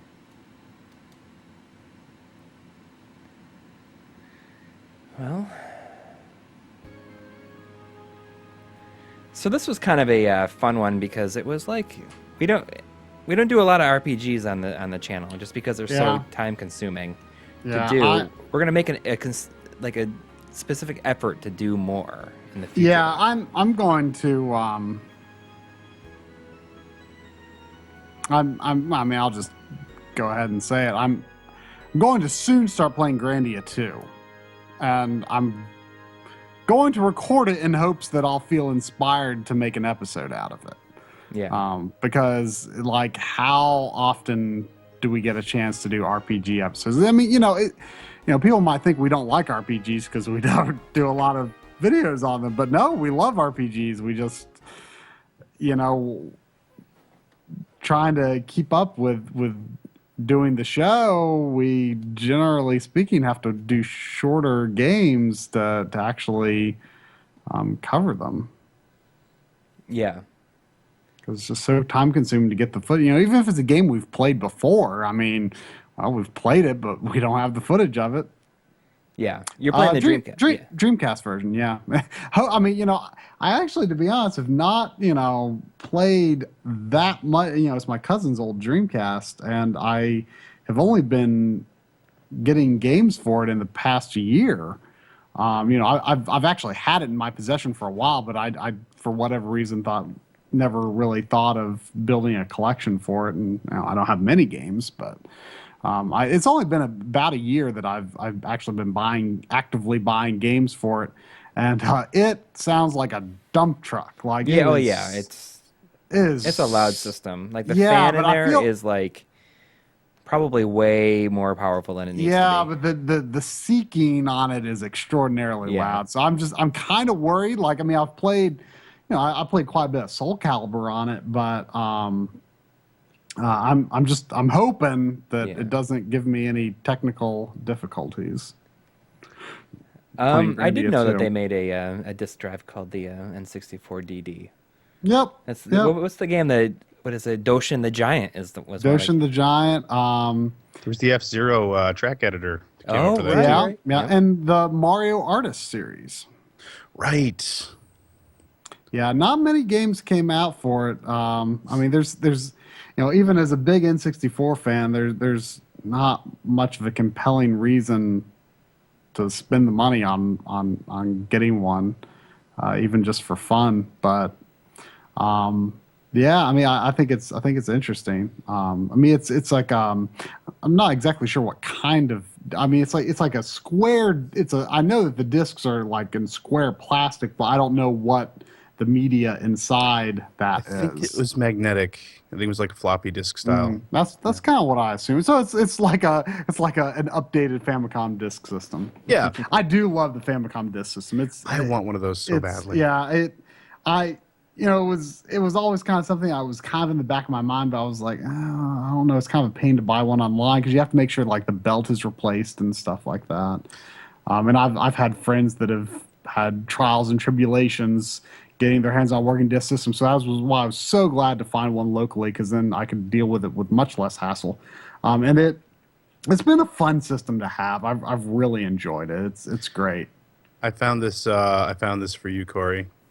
Hopefully the lighting's good enough. Oh man, There you go. That's I have. There that. he is. I stroked all three of his chins. If you guys talk for a minute, I'll see if I can get mine.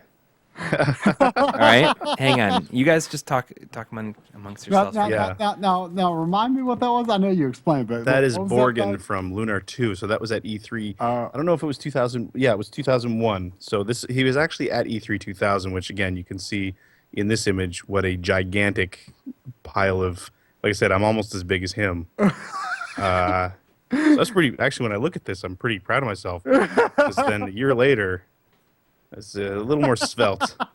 So was Lunar 2 not out yet, or was it just coming out? I mean, for the PlayStation version. Yeah, it was the PlayStation version, just like any other Working Designs game. It took years for it to come out. Yeah.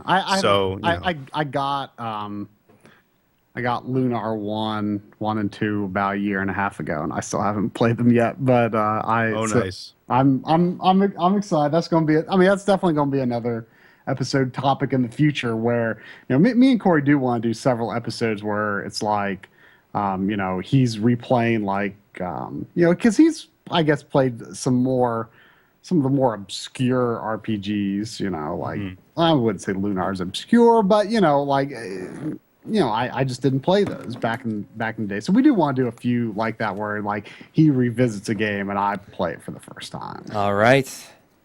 It sounds like he found it. Oh, it's this one right here. Oh, I can't. I won't be able to see it on the stream for a bit. Yeah. But Yeah, it's like a special. I'll see if I can. The light's like really bad on it. Hang on. I can get it right in there.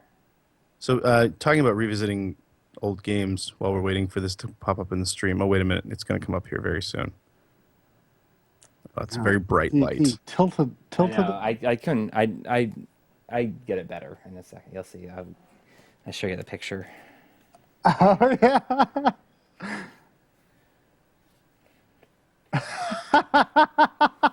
Look at that.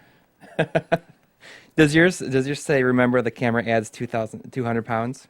No, mine both say I stroked all three. Oh, wait a minute.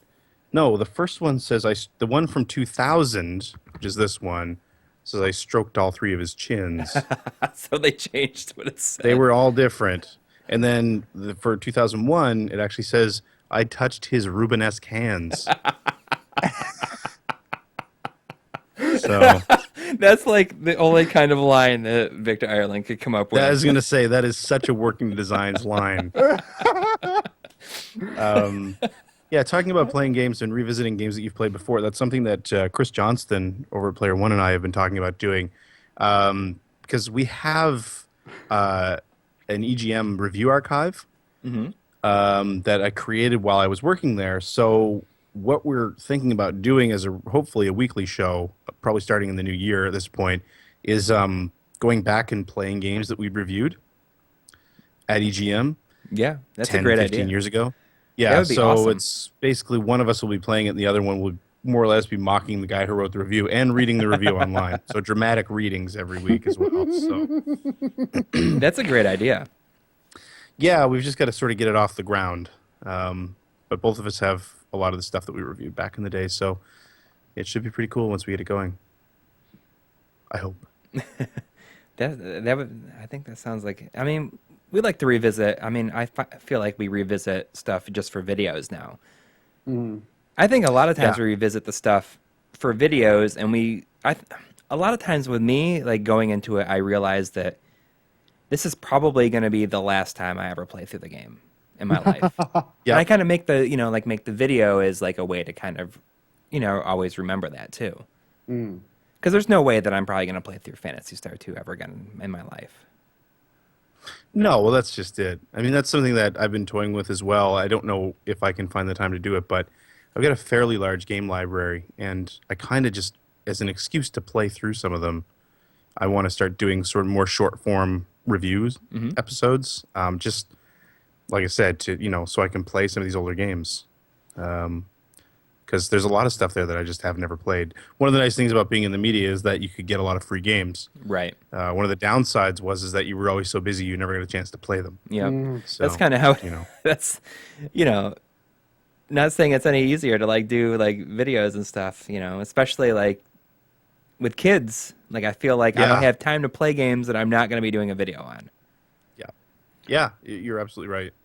Yeah, it's so weird thinking like, you know, back to where you and I were before we started the channel, where, you know, I played retro games on Backloggery stream nights and, you know, here and there, but for the most part, I was mostly playing current games. Now we started the channel, and you know, we kind of discovered that our niche on the channel leaned very heavily toward retro, and so now I'm like almost, you know, like I said earlier, I finally beat Dragon Age Inquisition today. That game's a year old, you know. It's Right. like we can't, like, it's so hard for us right now to find the time for modern games. And just think back when the channel started, we were like probably playing like 70% modern games and 30% retro games, and now it's like 90% retro games and 10% modern games right now. Right. I'll tell you, I don't know how you guys find the time to put out the videos you do on the schedules that you put them out. I don't either. It's like it's crazy. I mean, even when I mean, the only really, reason I'm able to do is because right now I'm freelance and I'm, you know, like it's like sometimes I'm really busy and sometimes I'm not.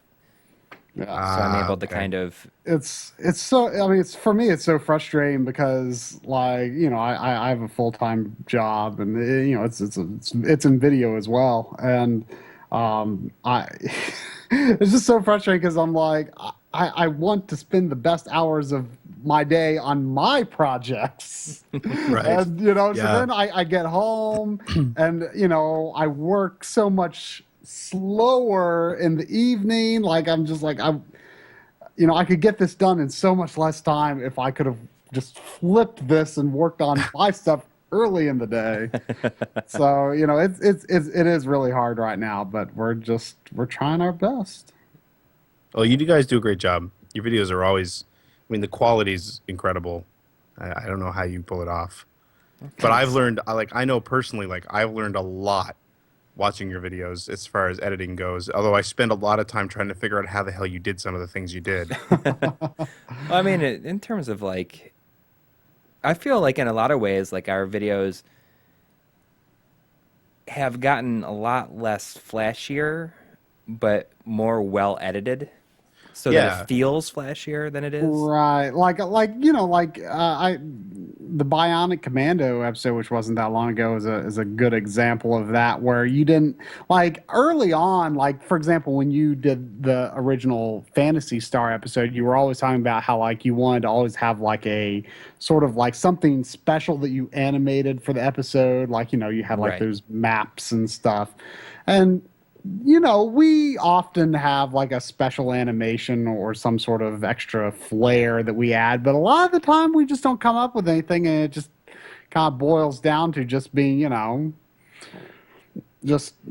editing. Yeah. Yep. I mean, I think I used more effects shots in this new episode than I had in a long time because I was like really concerned about, you know, the game's not like super visually interesting. No. So I needed to, you know, try to make a little bit more flashier than it would have come off. Yeah, and more lately, I've been, you know, I always, you know, I always try to do hard cuts when possible, but in more recent months, I've kind of realized that I got a little carried away with like some transition effects over time. And especially in RGB episodes, like at one point in the RGB episodes, if you'll watch some from, you know, midway through the year, I did this thing where I had footage whenever it was me or Coury on camera, footage would slide in over us, and then when it came back to us, it would slide off of us. Like I was always doing that, and then I think starting with the N64 episode, I was like, I'm just going to do hard cuts for those again. And it, in retrospect, it does work better, but I thought I had this great idea of like making that into some sort of transition thing. It's like, whatever. Just, like in the world of video, like, I mean, professionals absolutely do prefer hard cuts, but it is easy to get carried away with wanting to do the effects. But hard cuts, it's the simplest thing to do, but it's also the classiest way to do it when it works. It doesn't always work. I mean, sometimes you do need a transition effect to, avoid a jump cut or whatever, but, you do what you can. Yeah, I mean, like you used to always do like all the glitch effects, like you said. And then it's, Yeah. We've like toned that down a lot. But No, but it's still a nice look. I mean, you've toned it down, yeah, but it's still kind of what you expect to see in your show to a point. So it's nice to see it's still, even sort of the static cuts that you do when you transition, sort of, if another person is talking. It's just, it's a nice look. It's a really nice look. well, thank you. Thanks. Yeah. We'll continue it into the new year. For those that don't know, this is our last episode of the year. We're not going to have one for next week. It's Christmas.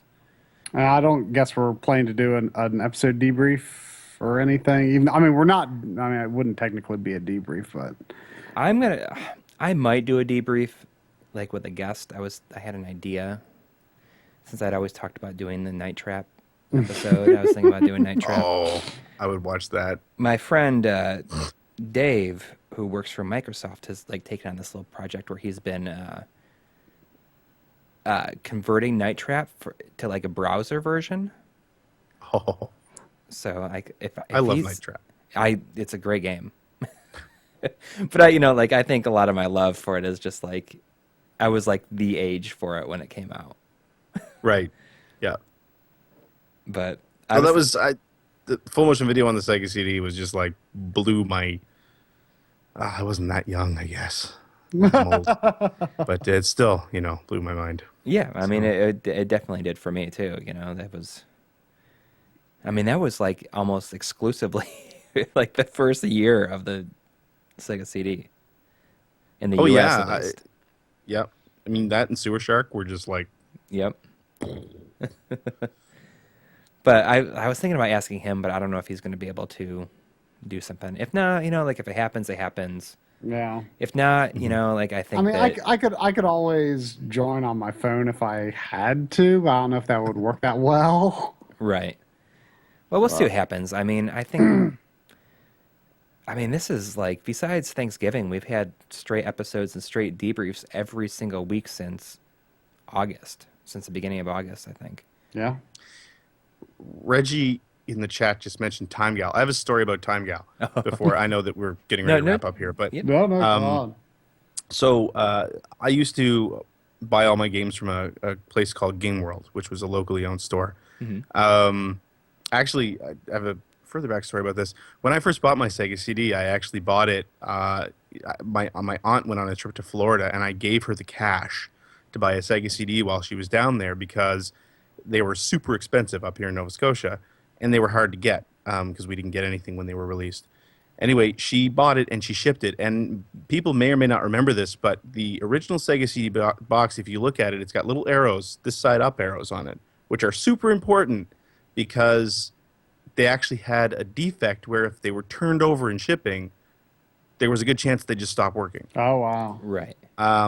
Yeah, so, and of course mine was turned over in shipping, so I got it and it didn't work. Oh no. Which would just, yeah, I mean, it took me so long to save up that money.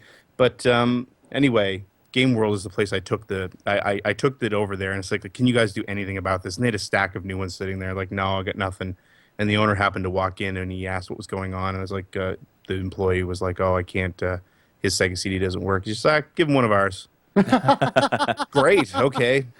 But anyway, I bought Time Gal there for full price, and I was waiting for my dad to come pick me up, and they had a demo unit. I said, well, can I play my game while I'm waiting for my dad to come pick me up? Sure, no problem. My dad showed up just as I saw the ending screen. For Time. I finished And it. Time Gal's like it's like the hardest one out of all the full motion video Yeah. games of those And the Wolf Team ones. I was like, okay, so I just Like, bought this new game and I finished it You, in the store. that's like kind of why I like at a certain point I kind of stopped renting games Hmm. because I was like, okay, I'm pretty good at knowing what I'm gonna like, and I I always hate when I rented a game. I'm like, I really like this game. I want to own this game, but I feel like I'm wasting my money if I buy it because I beat it. Right. yeah, I can understand that. Yeah. That Timecal is really good. It's like I don't know if you ever saw like the video that we did like the Wolf Team on the Sega CD where we talked. I I talked believe about I it. did. Like that was. I mean, it's interesting because it's almost like they redrew every frame in that instead of like taking the arcade version and like just compressing it down because there's I not like a think, lot of like there's not the same kind of like grain as there is in the other ones. yeah, I think you're right. Because of exactly that. Because if they just compressed it down, not only would it look like crap, but with the color palette they had to work with, it just wouldn't have worked. Yeah, Doesn't seem like it would have anyway. it was, but that one's like is a lot harder, and I'm not very good at those games in general. I mean, Cobra Command and That Road was Avenger are the terrible. only ones that well, Cobra Command was like I don't think that we knew it to like my friends and I didn't know what to expect when it was coming out, and I think we expected it to be like, oh, you just fly around in this. We didn't expect it to be like, just a full motion video game at the Right. time. But well, I think that's going to do it for this week. I hope everyone has a great holiday. Thank you, Yep. thank you, Greg, for joining us, and thanks for being in the episode. Go to generation-16.com. I Yes, please. and check them out on YouTube. It's an amazing, amazing series. Thank you. I appreciate that. And like I said, I really appreciate you asking me to be part of this. I was really super excited when you said you were finally doing this episode because I'm a huge fan of your guys' show. I'm excited every time a new episode comes out, and I've learned a whole lot from you guys. Like the RGB series you guys do in particular is just like it's changed the way that I've been. It's gotten me back into retro gaming because everything looks so great now that I've sort of followed your advice. So, I think that seems to be man, true for dark like a lot of times. people. Like people that Yeah, see it and they're like, "Oh, okay, so this is pretty cool." Like totally. it makes old games look like they're new, in a way. Yeah, absolutely. All So yeah, right. thank you. Yeah, Thank you very much. All right. Have a good night, everybody, and we'll see Good you night. on the new episode on the 1st. And See then, you in the new year. yep. Bye Take care. bye.